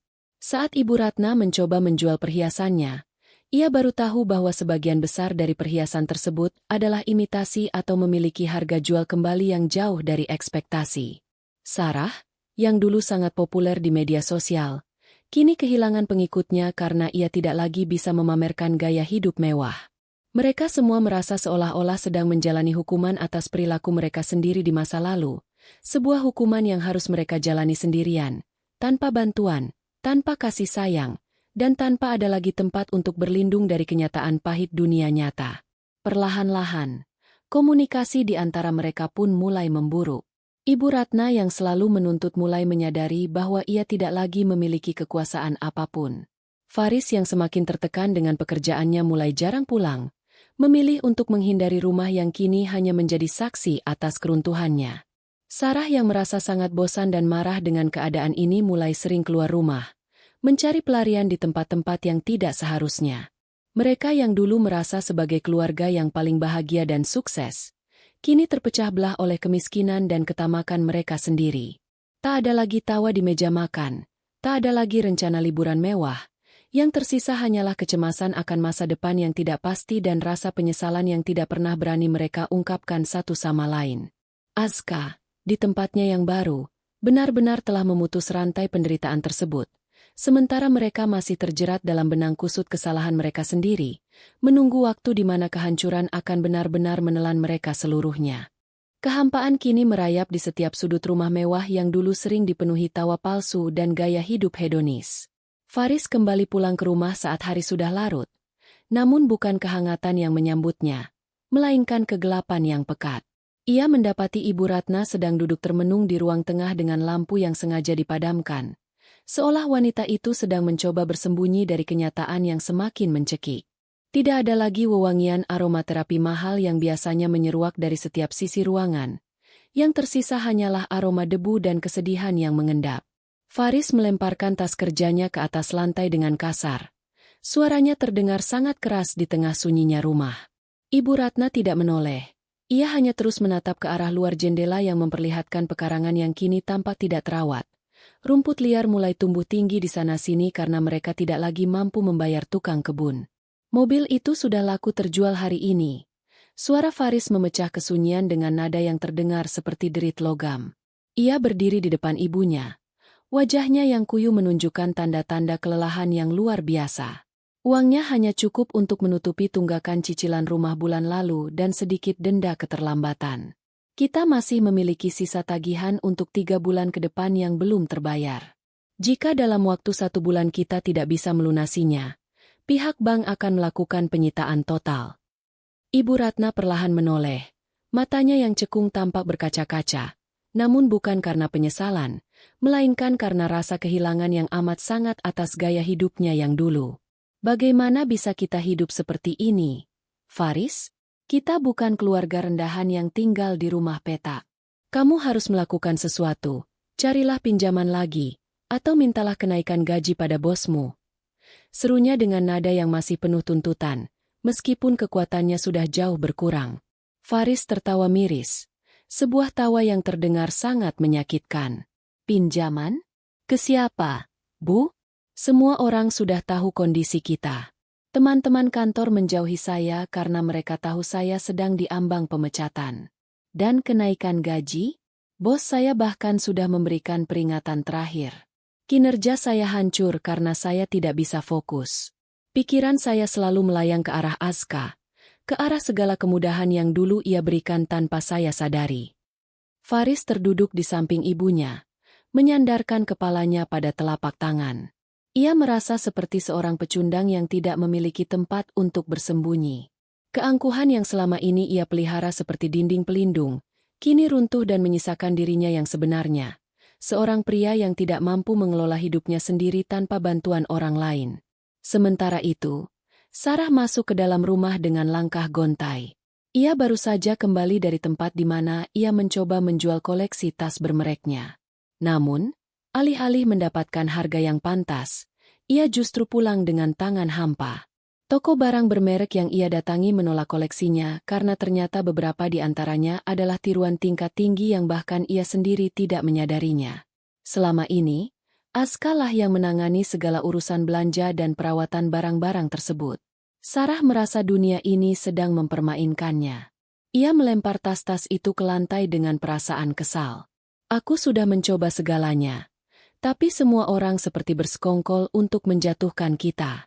Teman-temanku menghapus namaku dari daftar undangan pesta. Dan sekarang aku bahkan tidak bisa menjual barang-barang lamaku dengan harga yang layak. Teriak Sarah sambil menangis histeris. Rumah itu kini menjadi medan perang bagi mereka bertiga. Setiap percakapan berakhir dengan pertengkaran, dan setiap hari adalah perjuangan melawan rasa malu yang semakin besar. Mereka terjebak dalam sangkar emas yang perlahan kehilangan sinarnya, dikelilingi oleh barang-barang mewah yang kini hanya menjadi pengingat akan kebodohan mereka. Mereka masih belum berani mengakui bahwa penyebab utama dari semua kehancuran ini adalah tindakan mereka sendiri terhadap Aska. Mereka lebih memilih untuk terus menyalahkan nasib, menyalahkan pihak bank, dan yang paling sering, menyalahkan Aska karena telah pergi dan membawa semua keberuntungan mereka. Mereka belum sadar bahwa keberuntungan itu bukanlah milik Aska, melainkan hasil dari kerja keras wanita itu yang selama ini telah mereka injak-injak. Di tempat lain, Aska sedang duduk di sebuah kedai kopi kecil sambil menata proyek desain arsitektur yang baru saja ia terima. Meskipun ini bukanlah proyek sebesar yang ia kerjakan dulu, ia merasa jauh lebih bergairah. Ia tidak lagi harus bersembunyi atau merasa tertekan saat bekerja. Ia bisa menuangkan kreativitasnya dengan bebas tanpa ada suara nyinyir yang mengganggu konsentrasinya. Seorang rekan kerjanya menghampiri dan memberikan segelas kopi. Kamu tampak jauh lebih bahagia akhir-akhir ini, Aska. Ada rahasia tertentu. Aska tersenyum lebar. Senyum yang benar-benar berasal dari hati. Hanya kebebasan. Itu saja. Terkadang, kita harus melepaskan beban yang tidak seharusnya kita pikul agar kita bisa kembali melangkah dengan benar. Aska menikmati setiap sesapan kopinya, merasakan kedamaian yang selama ini hanya bisa ia impikan. Keesokan harinya, Faris menerima surat resmi dari kantornya. Itu adalah surat pemutusan hubungan kerja. Perusahaannya melakukan perampingan, dan namanya termasuk dalam daftar karyawan yang harus dilepaskan karena performa yang dianggap tidak memadai. Faris menatap surat itu dengan tatapan kosong. Tidak ada lagi alasan untuk bangun pagi dan berpura-pura berangkat ke kantor. Ia merasa seperti sedang berada di ujung jurang. Ibu Ratna yang melihat kondisi anaknya hanya bisa terdiam. Ia tidak lagi memiliki energi untuk memaki. Ia menyadari bahwa situasinya sudah sangat gawat. Mereka tidak lagi memiliki penghasilan, tidak memiliki akses kredit, dan aset yang tersisa hanyalah rumah yang dalam waktu dekat akan disita. Keluarga itu kini mulai merasakan bagaimana rasanya diperlakukan sebagai orang yang benar-benar tidak berdaya. Mereka harus mulai mengurangi porsi makan, mengurangi penggunaan listrik, dan mulai memikirkan bagaimana cara bertahan hidup di hari esok. Ibu Ratna yang dulu sangat sombong dan selalu menuntut kenyamanan, kini harus belajar melakukan tugas-tugas rumah tangga yang selama ini selalu dikerjakan oleh Aska. Ia harus mencuci piring dengan tangannya sendiri, membersihkan debu, dan memasak dengan bahan makanan yang seadanya. Tangannya yang dulu lembut karena perawatan salon mahal, kini mulai kasar dan pecah-pecah. Setiap kali ia melakukan pekerjaan itu, ia teringat pada Aska. Ia teringat bagaimana menantunya itu melakukan segalanya dengan senyum, tanpa pernah mengeluh, dan bagaimana mereka justru membalas pengabdian itu dengan kebencian dan penghinaan. Sarah, di sisi lain, mulai mencoba mencari pekerjaan sampingan sebagai pelayan di kafe. Namun ia segera menyadari bahwa dunia nyata tidak semudah yang ia bayangkan. Ia tidak memiliki pengalaman, ia tidak terbiasa bekerja di bawah tekanan, dan ia tidak memiliki kesabaran untuk menghadapi pelanggan. Setelah 3 hari bekerja, ia memutuskan untuk berhenti karena merasa tidak sanggup. Ia kembali ke rumah dengan perasaan marah dan kecewa.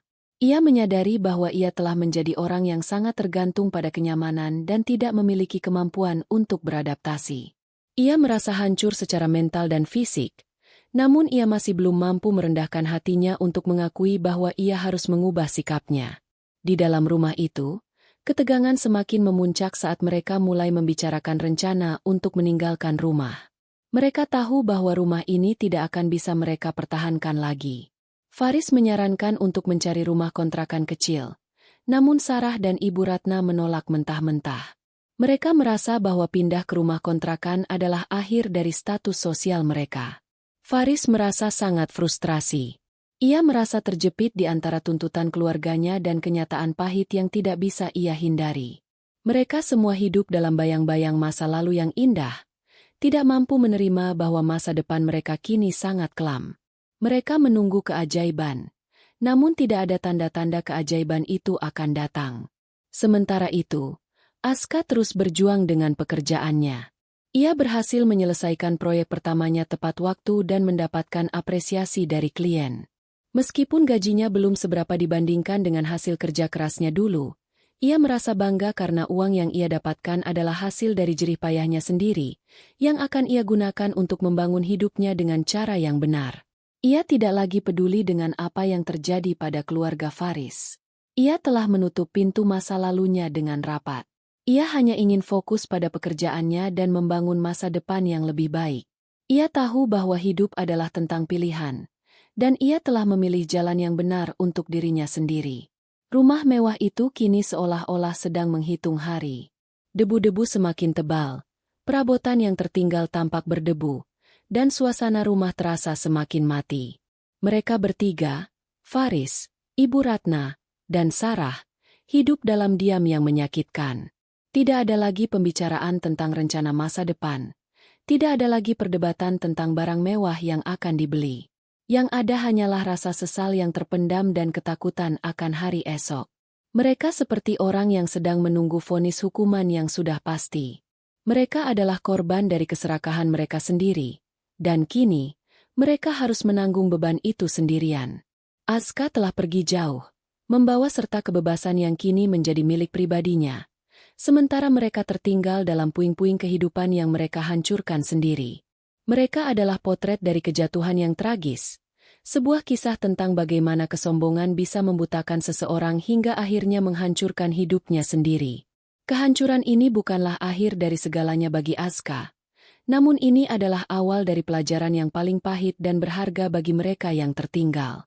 Di kantor perusahaan arsitektur ternama yang terletak di pusat kota, Aska kini duduk di kursi yang jauh lebih layak daripada sekadar kursi meja makan tempat ia biasa bekerja dulu. Di hadapannya, seorang direktur eksekutif senior menatap layar monitor dengan kagum setelah memeriksa hasil desain arsitektur yang baru saja Aska selesaikan. Proyek besar berupa revitalisasi kompleks perumahan kelas menengah itu bukan hanya sekadar tugas teknis bagi Aska. Itu adalah pembuktian jati dirinya. Direktur itu mengangguk mantap, lalu menyodorkan kontrak kerjasama sebagai mitra strategis perusahaan. Dengan kontrak tersebut, Aska tidak hanya mendapatkan stabilitas finansial yang sangat baik, tetapi ia juga mendapatkan akses lelang properti yang dikelola oleh bank-bank besar. Salah satu aset yang muncul dalam daftar lelang tersebut adalah sebuah rumah mewah 2 lantai di pinggiran kota, sebuah properti yang selama ini ditempati oleh Faris dan keluarganya. Tanpa ragu sedikit pun, Aska memenangkan lelang tersebut dengan penawaran tunai yang diajukan atas nama pribadinya, sebagai langkah terakhir untuk mengunci skenario pembalasannya. Sementara itu, di rumah yang kini semakin terbengkalai itu, suasana semakin mencekam. Faris, Ibu Ratna, dan Sarah sedang berada dalam pertemuan darurat dengan perwakilan pihak bank yang datang dengan surat perintah pengosongan. Rumah tersebut secara resmi telah disita karena kegagalan pembayaran cicilan selama berbulan-bulan. Faris tampak tak berdaya. Wajahnya tertunduk dalam sementara Ibu Ratna terus memohon-mohon kepada petugas bank dengan nada yang menyayat hati, meminta kelonggaran waktu yang sudah tidak mungkin diberikan lagi. Sarah hanya bisa duduk di anak tangga sambil menangis, menatap koper-koper yang berisi barang-barang sisa milik mereka yang belum terjual. Mereka diberitahu bahwa pemilik baru rumah tersebut akan datang dalam waktu dekat untuk melakukan inspeksi properti. Faris merasa dunianya hancur berkeping-keping. Ia tidak tahu siapa orang yang sanggup membeli rumah itu secara tunai di tengah kondisi pasar yang sedang lesu, dan ketakutan itu bercampur dengan rasa malu yang teramat besar. Faris berjalan mondar-mandir di ruang tamu, pikirannya berkecamuk. Ia mencoba menghubungi setiap kenalan yang dulu sering ia ajak bersenang-senang, namun tidak ada satupun dari mereka yang mau mengangkat teleponnya. Ia menyadari bahwa selama ini, mereka bukanlah teman sejati. Mereka hanyalah parasit yang menempel pada kemewahan yang ia pamerkan. Tanpa uang dan tanpa pengaruh, Faris hanyalah seorang pria yang gagal di mata dunia. Ibu Ratna terus mengoceh tentang betapa tidak adilnya hidup ini, seolah-olah dunia berhutang sesuatu padanya. Ia sama sekali tidak mau belajar dari kesalahan. Ia justru menyalahkan setiap pihak, bank, pemerintah, teman-teman, dan tentu saja, Aska. Jika saja menantu sialan itu tidak mencuri uang kita dan pergi meninggalkan rumah ini, kita pasti tidak akan berakhir seperti ini, teriak Ibu Ratna penuh amarah. Faris hanya bisa mendengus, merasa muak mendengar ibunya terus-menerus menuding orang lain sebagai penyebab kehancuran mereka. Sarah yang mendengar teriakan ibunya merasa semakin tersiksa. Ia mulai menyadari bahwa kecantikan dan barang mewah tidak lagi memiliki arti apapun jika ia tidak memiliki tempat untuk tinggal. Ia melihat sekeliling ruang tamu yang dulu sangat mewah, namun kini terasa begitu asing dan dingin. Ia teringat masa-masa saat Aska dengan sabar membersihkan setiap sudut rumah ini, memastikan bahwa mereka selalu merasa nyaman. Namun, rasa ingat itu justru memicu amarah di dalam dadanya. Ia marah pada kenyataan bahwa selama ini ia telah menjadi orang yang begitu jahat kepada satu-satunya orang yang tulus memedulikan mereka. Ia mulai membenci dirinya sendiri. Namun ego yang tertanam begitu dalam membuatnya enggan untuk mengakui kesalahan secara tulus. Mereka terjebak dalam lingkaran penyesalan yang tidak produktif, terus-menerus memutar ingatan tentang masa lalu tanpa pernah berani menghadapi masa depan yang kini sudah berada di depan mata. Hari yang ditunggu-tunggu pun tiba. Faris, Ibu Ratna, dan Sarah harus segera keluar dari rumah itu. Mereka telah mengemas barang-barang terakhir ke dalam beberapa kantong plastik besar yang tampak menyedihkan. Faris memegang kunci rumah untuk terakhir kalinya. Tangannya gemetar hebat.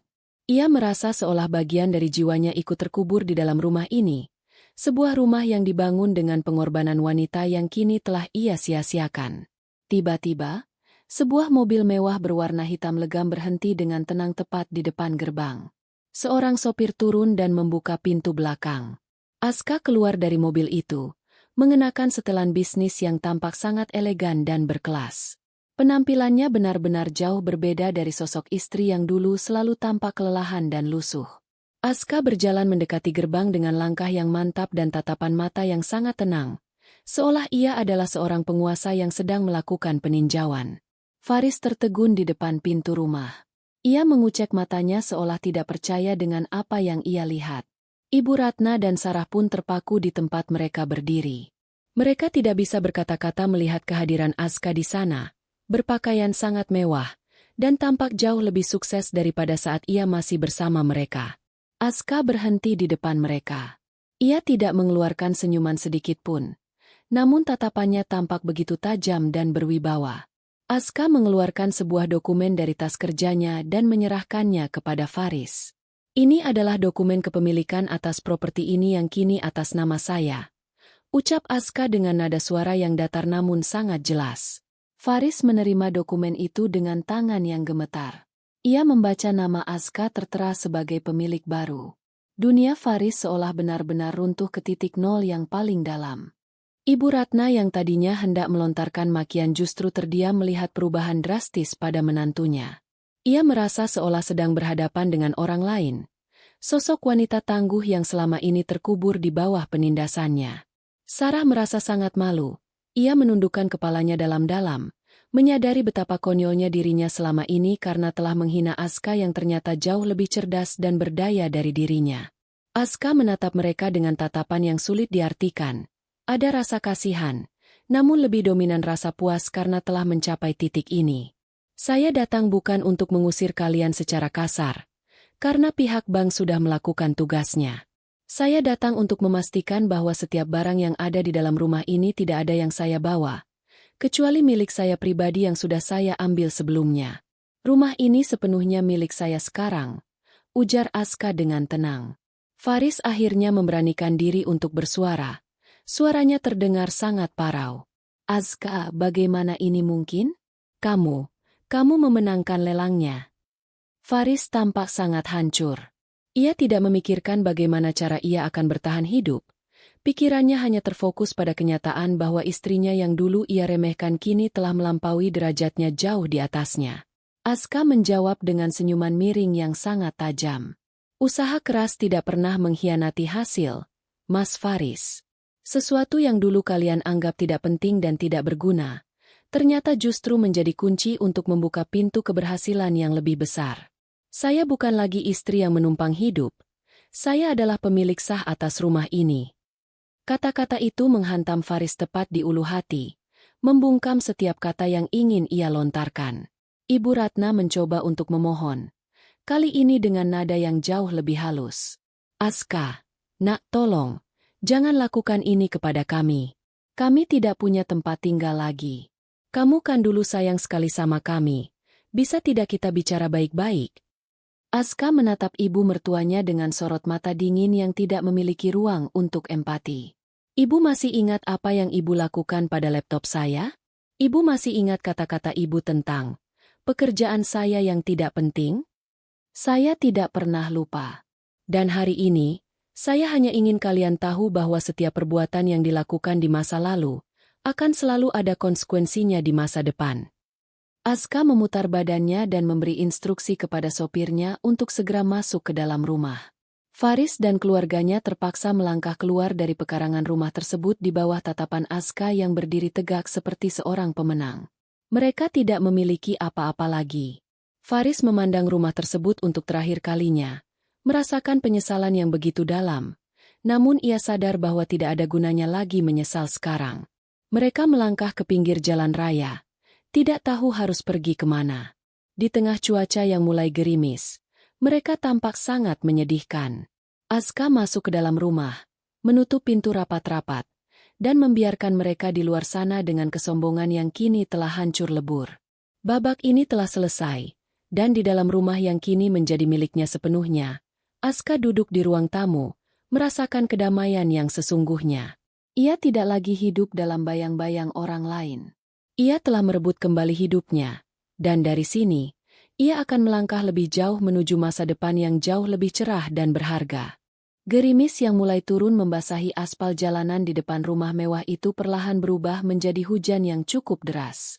Faris, Ibu Ratna, dan Sarah berdiri mematung di pinggir jalan, tampak seperti pengemis yang terusir dari istananya sendiri. Di tangan mereka hanya ada beberapa kantong plastik lusuh berisi pakaian sisa yang tidak laku dijual. Mereka tidak punya tujuan, tidak punya uang tunai untuk membayar taksi, apalagi untuk menyewa tempat tinggal sementara. Faris menoleh ke arah gerbang rumah yang kini tertutup rapat, sebuah simbol nyata bahwa kehidupan mereka yang penuh dengan kemewahan telah berakhir secara permanen. Rasa dingin yang menusuk tulang perlahan mulai mengalahkan ego mereka yang selama ini selalu berdiri tegak.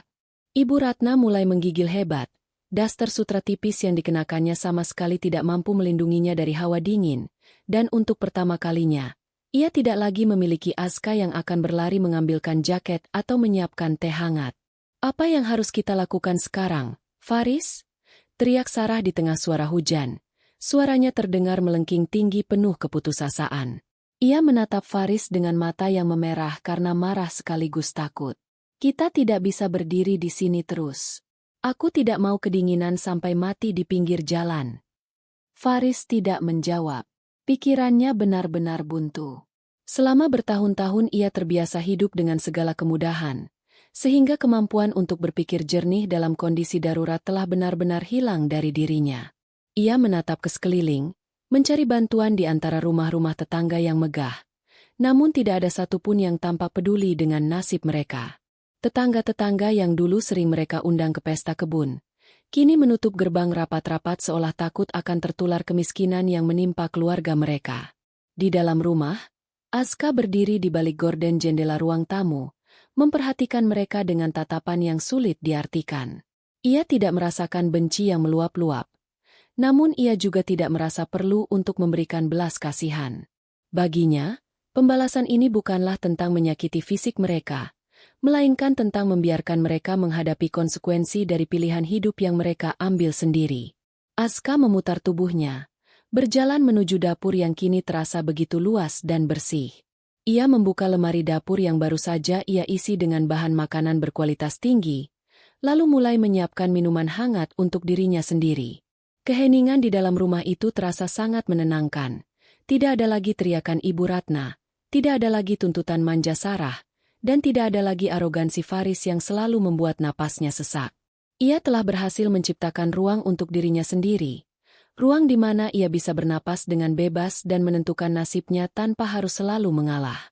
Sementara itu, di pinggir jalan, Faris akhirnya memutuskan untuk menelepon sebuah agen penginapan murah yang sempat ia lihat di internet beberapa hari lalu. Uang sisa yang ia miliki hanya cukup untuk menyewa satu kamar kecil yang pengap di sebuah gang sempit selama 2 malam. Mereka berjalan tertatih-tatih di bawah guyuran hujan. Tampak sangat kontras dengan penampilan mereka yang beberapa hari lalu masih terlihat seperti keluarga kelas atas. Ibu Ratna terus menggerutu, mengeluh tentang jalanan yang becek, tentang bau selokan yang menyengat, dan tentang betapa hinanya kehidupan yang harus mereka jalani sekarang. Faris hanya bisa diam, menelan setiap cacian ibunya sebagai hukuman atas ketidakmampuannya melindungi keluarga. Sarah sesekali terisak, meratapi hilangnya semua impian tentang gaya hidup glamor yang kini telah menjadi abu. Sesampainya di penginapan murah itu, mereka dihadapkan pada kenyataan yang jauh lebih pahit. Kamar yang mereka sewa ternyata sangat sempit, dengan dinding yang mengelupas, kasur yang lembab, dan kamar mandi yang harus berbagi dengan penghuni lain. Bau apak memenuhi ruangan. Sarah langsung memprotes keras, namun Faris membentaknya dengan suara parau. Sudah cukup. Ini satu-satunya tempat yang mampu kita sewa dengan uang yang tersisa. Kalau tidak suka, silakan pergi dan tidur di emperan toko. Suasana di dalam kamar yang pengap itu terasa sangat menekan. Ibu Ratna duduk di lantai, tidak sanggup menaiki ranjang yang terlihat tidak higienis. Ia terus bergumam tentang masa lalunya yang gemilang, tentang betapa ia seharusnya diperlakukan seperti ratu, tanpa menyadari bahwa ia sendirilah yang telah menghancurkan tahtanya melalui perilaku yang tidak memiliki rasa hormat. Hari demi hari berlalu di tempat penginapan yang mengenaskan itu. Faris mencoba mencari pekerjaan apapun, dari kuli panggul hingga tenaga kebersihan di pusat perbelanjaan. Namun karena penampilannya yang masih terlihat kaku dan kurangnya pengalaman fisik, ia seringkali ditolak. Ibu Ratna mencoba menjual sisa-sisa perhiasan imitasi yang masih ia miliki, namun hanya sedikit uang yang didapat, bahkan tidak cukup untuk membeli kebutuhan pokok selama seminggu. Sarah, yang dulu sangat angkuh, kini terpaksa harus bekerja di sebuah warung makan kecil milik seorang kenalan lama yang merasa iba. Di sana, ia belajar bahwa pekerjaan tidaklah seindah bayangannya. Ia harus mencuci piring dalam jumlah banyak, mengepel lantai yang lengket, dan menerima makian dari pelanggan jika masakannya kurang memuaskan. Tangannya yang dulu mulus kini kasar, namun anehnya, perlahan-lahan ia mulai mengerti satu hal. Aska dulu melakukan semua itu sendirian untuk mereka, tanpa pernah sekalipun mengeluh seburuk ini. Matahari mulai condong ke barat, membiaskan cahaya jingga yang lembut di atas permukaan kaca jendela ruang tamu yang kini berkilau bersih. Aska berdiri di tengah ruangan yang telah ia tata ulang sepenuhnya, menciptakan suasana yang hangat namun tetap profesional. Kini, rumah ini bukan sekadar bangunan megah tanpa jiwa, melainkan tempat bernaung yang dibangun di atas fondasi keberanian dan kemandirian. Di atas meja kerjanya yang luas, terdapat sederet dokumen kontrak proyek pembangunan gedung baru yang akan ia pimpin dalam waktu dekat. Hidup Aska telah bertransformasi secara total. Ia bukan lagi sosok wanita yang terkurung dalam bayang-bayang ketakutan, melainkan seorang arsitek sukses yang dihormati di industrinya. Ketenangan yang ia rasakan hari ini adalah hasil dari perjuangan panjang untuk merebut kembali kedaulatan atas hidupnya sendiri dari orang-orang yang dulu hampir menghancurkan jiwanya.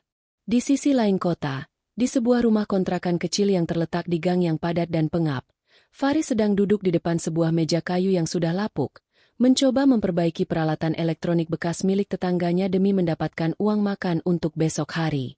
Tangannya yang dulu terbiasa memegang kendali atas manajemen besar, kini tampak kotor dengan bekas oli dan debu logam. Di sudut ruangan, Ibu Ratna terbaring di atas tikar tipis. Napasnya terasa berat karena kesehatannya yang semakin menurun sejak mereka hidup dalam serba kekurangan.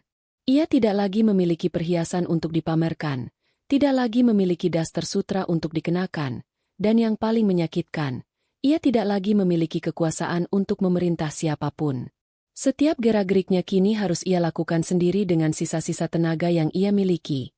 Sebuah siklus kehidupan yang sangat berbanding terbalik dengan kemanjaan yang ia tuntut di masa lalu. Sarah, yang baru saja pulang dari warung makan tempatnya bekerja, masuk ke dalam rumah kontrakan dengan seragam yang sudah terlihat lusuh dan berminyak. Wajahnya tidak lagi tampak glowing seperti dulu. Kulitnya kini kusam karena terlalu sering terpapar panas matahari dan kurangnya perawatan. Ia meletakkan sebuah kantong plastik berisi sisa nasi bungkus yang diberikan oleh pemilik warung untuk makan malam mereka. Tidak ada lagi keluhan manja atau tuntutan akan barang mewah dari bibirnya. Ia telah belajar bahwa setiap butir nasi yang ia konsumsi adalah hasil dari cucuran keringat yang nyata, bukan dari hasil gesekan kartu kredit yang ia gunakan seenaknya. Ketiganya duduk melingkar di atas lantai kayu yang berderit, menyantap makanan yang sangat sederhana dalam keheningan yang dalam. Tidak ada lagi percakapan yang penuh dengan keangkuhan. Yang tersisa hanyalah kepasrahan dan rasa penyesalan yang mendalam atas segala kesombongan yang dulu mereka pertontonkan. Suatu sore, secara tidak sengaja, Faris bertemu dengan salah satu rekan bisnis lamanya di sebuah halte bus. Faris mencoba menutupi wajahnya dengan kerah jaket agar tidak dikenali. Namun rekan lamanya itu tetap menyapanya dengan tatapan yang sangat merendahkan. Rekan tersebut kini telah menjadi orang yang sangat berpengaruh dan tidak segan-segan memamerkan kesuksesannya di depan Faris yang tampak sangat mengenaskan. Faris hanya bisa menunduk, merasakan perih yang luar biasa di hatinya saat ia diingatkan kembali akan posisinya yang kini telah jatuh ke titik terendah. Di saat itulah, ia teringat pada Azka. Ia teringat bagaimana istrinya itu dulu selalu memberikan dukungan tanpa syarat, meskipun ia terus-menerus merendahkannya. Penyesalan itu menghantam Faris lebih keras dari pukulan apapun yang pernah ia terima selama beberapa bulan terakhir. Ia sadar bahwa ia telah membuang permata yang sangat berharga demi debu yang tak bernilai. Di dalam rumah mewahnya, Azka menerima kunjungan dari pihak bank untuk proses penandatanganan aset akhir. Ia merasa benar-benar telah menutup lembaran masa lalunya dengan cara yang paling terhormat. Azka memutuskan untuk mengadakan sebuah acara kecil-kecilan di akhir pekan bersama rekan-rekan arsiteknya sebagai bentuk perayaan atas keberhasilannya meraih impian. Ia mengundang orang-orang yang selama ini menghargainya dan memberikan dukungan di saat-saat tersulitnya. Saat ia berdiri di depan pintu rumahnya yang terbuka lebar, Azka melihat sekelompok anak muda yang sedang melewati rumahnya. Mereka tertawa riang dan tampak begitu penuh harapan akan masa depan. Azka tersenyum kecil. Ia tahu bahwa inilah saatnya bagi dirinya untuk mulai menatap hari esok dengan harapan yang jauh lebih besar daripada sebelumnya. Ia tidak lagi melihat ke belakang. Tidak ada lagi dendam yang ia simpan. Semuanya telah lunas, dan ia kini benar-benar merdeka. Beberapa minggu kemudian, kabar tentang kondisi keluarga Faris sampai ke telinga Azka melalui salah satu kenalan lamanya. Dikatakan bahwa Ibu Ratna telah jatuh sakit cukup parah dan mereka benar-benar tidak lagi memiliki biaya untuk pengobatan. Mendengar hal itu, Azka terdiam sejenak. Ia tidak merasa bahagia atas penderitaan mereka. Namun ia juga tidak merasa berkewajiban untuk turun tangan. Ia tahu bahwa hidup adalah sekumpulan pilihan yang harus ditanggungjawabkan oleh masing-masing individu. Azka memilih untuk mengirimkan sedikit bantuan medis melalui pihak ketiga secara anonim, bukan karena ia ingin kembali ke dalam kehidupan mereka, melainkan sebagai tindakan terakhir dari rasa kemanusiaannya agar ia bisa benar-benar berdamai dengan masa lalunya tanpa ada beban rasa bersalah yang menghantui. Di dalam rumah mewahnya, Azka mulai menjalankan renovasi kecil-kecilan. Ia mengubah tata letak ruangan sesuai dengan seleranya, membuat ruang kerja yang sangat nyaman di sudut ruangan yang dulu menjadi tempat ia dipaksa untuk terus bekerja. Ia tidak lagi menyembunyikan pekerjaannya. Sekarang, ia bahkan menerima klien-klien besar secara langsung di rumahnya. Kesuksesan Azka mulai terdengar oleh rekan-rekan bisnisnya, dan banyak dari mereka yang mengagumi keberanian serta ketangguhan wanita itu. Azka merasa hidupnya kini memiliki makna. Ia tidak hanya bekerja untuk bertahan hidup, tetapi ia bekerja untuk membangun karya yang membanggakan dirinya sendiri. Kebebasan finansial yang ia miliki sekarang tidak membuatnya menjadi sombong, melainkan membuatnya semakin bijaksana dalam menghargai setiap tetes keringat yang ia keluarkan. Satu sore, saat Azka sedang menikmati teh di teras rumahnya, ia melihat sosok Sarah dari kejauhan yang sedang berjalan pulang dari warung makan tempatnya bekerja. Pakaian Sarah tampak lusuh, wajahnya kusam, dan ia tidak lagi membawa tas-tas belanjaan mahal. Sarah berjalan tertunduk, tampak sangat tidak berdaya dan tertekan oleh beban hidup. Aska hanya memperhatikan dari balik gerbang yang tertutup. Ia melihat bagaimana Sarah harus melewati genangan air dengan hati-hati agar sandalnya yang sudah putus tidak semakin rusak. Ada sedikit rasa pedih di hati Aska, karena bagaimanapun juga, dulu ia pernah menganggap mereka sebagai keluarganya sendiri. Namun, rasa pedih itu segera disingkirkan oleh kenangan tentang bagaimana mereka memperlakukannya dengan begitu kejam. Aska tidak membenci mereka, namun ia juga tidak memiliki keinginan untuk membantu mereka kembali. Biarlah ini menjadi pelajaran yang paling berharga dalam hidup mereka. Malam harinya, di penginapan yang sempit, Faris mencoba menulis surat untuk Aska. Ia menulis surat permintaan maaf yang panjang, mengakui semua kesalahannya, dan memohon kesempatan kedua untuk memulai semuanya dari awal. Namun, saat ia menatap tulisan tangannya sendiri, ia merasa surat itu tidak akan ada gunanya. Bagaimana mungkin ia meminta kembali sesuatu yang sudah ia hancurkan dengan tangannya sendiri? Faris meremas kertas surat itu hingga menjadi gumpalan kecil dan membuangnya ke sudut ruangan. Ibu Ratna yang melihat aksi Faris hanya bisa mendesah panjang. Ia kini sadar bahwa masa kejayaan mereka sudah benar-benar lenyap tanpa sisa. Mereka terjebak dalam keterpurukan yang mereka ciptakan sendiri, menunggu hari di mana mereka harus benar-benar angkat kaki dari kota ini, karena tidak mampu lagi membiayai hidup yang paling sederhana sekalipun. Keadaan mereka benar-benar berada di titik nadir. Mereka mulai hidup dengan sangat hemat, hanya makan nasi bungkus untuk dibagi bertiga, dan seringkali harus menahan lapar di malam hari. Faris seringkali menatap dinding kamar yang retak, membayangkan wajah Aska dan keberhasilannya saat ini. Ia merasa cemburu, namun di saat yang sama ia juga merasa bangga karena ia tahu bahwa Aska adalah wanita yang luar biasa. Wanita yang selama ini ia sia-siakan demi egonya yang dangkal. Pertemuan tak terduga di hari pengusiran itu terus terbayang di ingatannya, di mana Aska tampak begitu tenang dan penuh wibawa. Faris sadar bahwa selama ia masih memiliki rasa ego yang tinggi, ia tidak akan pernah bisa bangkit. Ia harus belajar dari kehancuran ini untuk setidaknya memahami apa arti kerja keras yang sesungguhnya. Namun, apakah itu cukup untuk memperbaiki semuanya? Waktu yang akan menjawab, dan untuk saat ini, mereka hanyalah pion-pion kecil yang tersesat di tengah kerasnya dunia nyata yang selama ini mereka remehkan. Setelah bantuan itu dikirim, Aska merasa beban di pundaknya benar-benar hilang sepenuhnya. Faris yang menerima bantuan anonim itu merasa sangat terpukul. Ia tahu pasti siapa pengirimnya. Ia merasa sangat terhina sekaligus sangat bersyukur. Ia tahu bahwa Aska adalah sosok yang jauh lebih baik daripada yang layak mereka terima. Malam itu, di dalam rumah kontrakan yang sempit, Faris menangis di depan ibunya yang sedang terbaring lemah. Ia mengakui segala dosanya, mengakui betapa bodohnya mereka karena telah menyanyiakan istri yang begitu tulus. Ibu Ratna, dengan napas yang tersengal, hanya bisa mengangguk lemah. Ia tidak lagi bisa memaki, tidak lagi bisa menuntut. Ia akhirnya sadar bahwa kasih sayang yang selama ini ia injak-injak adalah satu-satunya hal yang benar-benar berharga di dunia ini. Mereka bertiga akhirnya saling bermaafan, sebuah rekonsiliasi yang terjadi di tengah kehancuran, jauh setelah segala kemewahan dan keangkuhan mereka hilang lenyap di telan waktu. Kehidupan mereka tidak akan pernah sama lagi. Mereka harus terus berjuang di tingkat sosial yang jauh lebih rendah, namun setidaknya, mereka kini hidup sebagai manusia yang sebenarnya.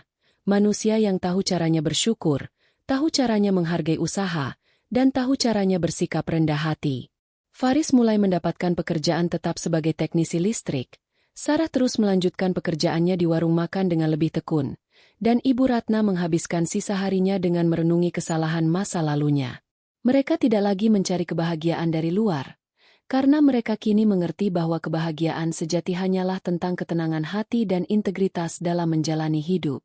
Kehancuran rumah mewah itu adalah titik awal bagi mereka untuk memahami apa arti kemanusiaan yang sebenarnya. Sebuah pelajaran yang sangat mahal namun sangat perlu mereka pahami sebelum semuanya berakhir. Aska sendiri terus melangkah maju. Ia kini dikenal sebagai salah satu arsitek paling inspiratif di kotanya.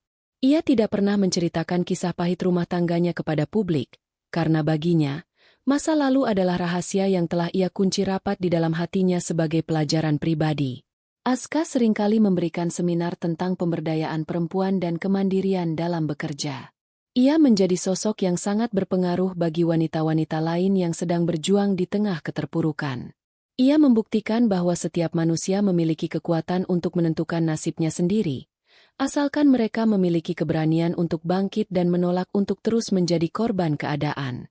Kehidupan Aska kini adalah sebuah manifestasi dari keindahan yang tumbuh dari reruntuhan, sebuah simbol harapan bagi siapa saja yang merasa bahwa dunia mereka telah hancur tanpa ada lagi jalan untuk kembali. Saat matahari terbenam, Aska berdiri di balkon rumahnya, memandang cakrawala kota dengan perasaan yang begitu tenang. Tidak ada lagi rasa dendam, tidak ada lagi kesedihan. Ia telah memaafkan masa lalunya, bukan karena mereka layak untuk dimaafkan, tetapi karena dirinya layak untuk hidup dengan tenang dan bahagia. Aska telah sampai pada bab terakhir dari perjalanan transformasinya. Ia telah berhasil mengubah luka menjadi tenaga, mengubah kehancuran menjadi kebangkitan, dan mengubah keterpurukan menjadi sebuah kesuksesan yang luar biasa. Ia menarik napas panjang, menikmati aroma malam yang menenangkan, dan melangkah masuk ke dalam rumahnya yang kini benar-benar menjadi miliknya sendiri. Perjalanan hidup yang panjang, penuh dengan badai dan air mata, akhirnya membawa Aska menuju sebuah muara kedamaian yang abadi, di mana ia bisa menjadi diri sendiri dan merayakan setiap detik kehidupan dengan rasa syukur yang tak terhingga.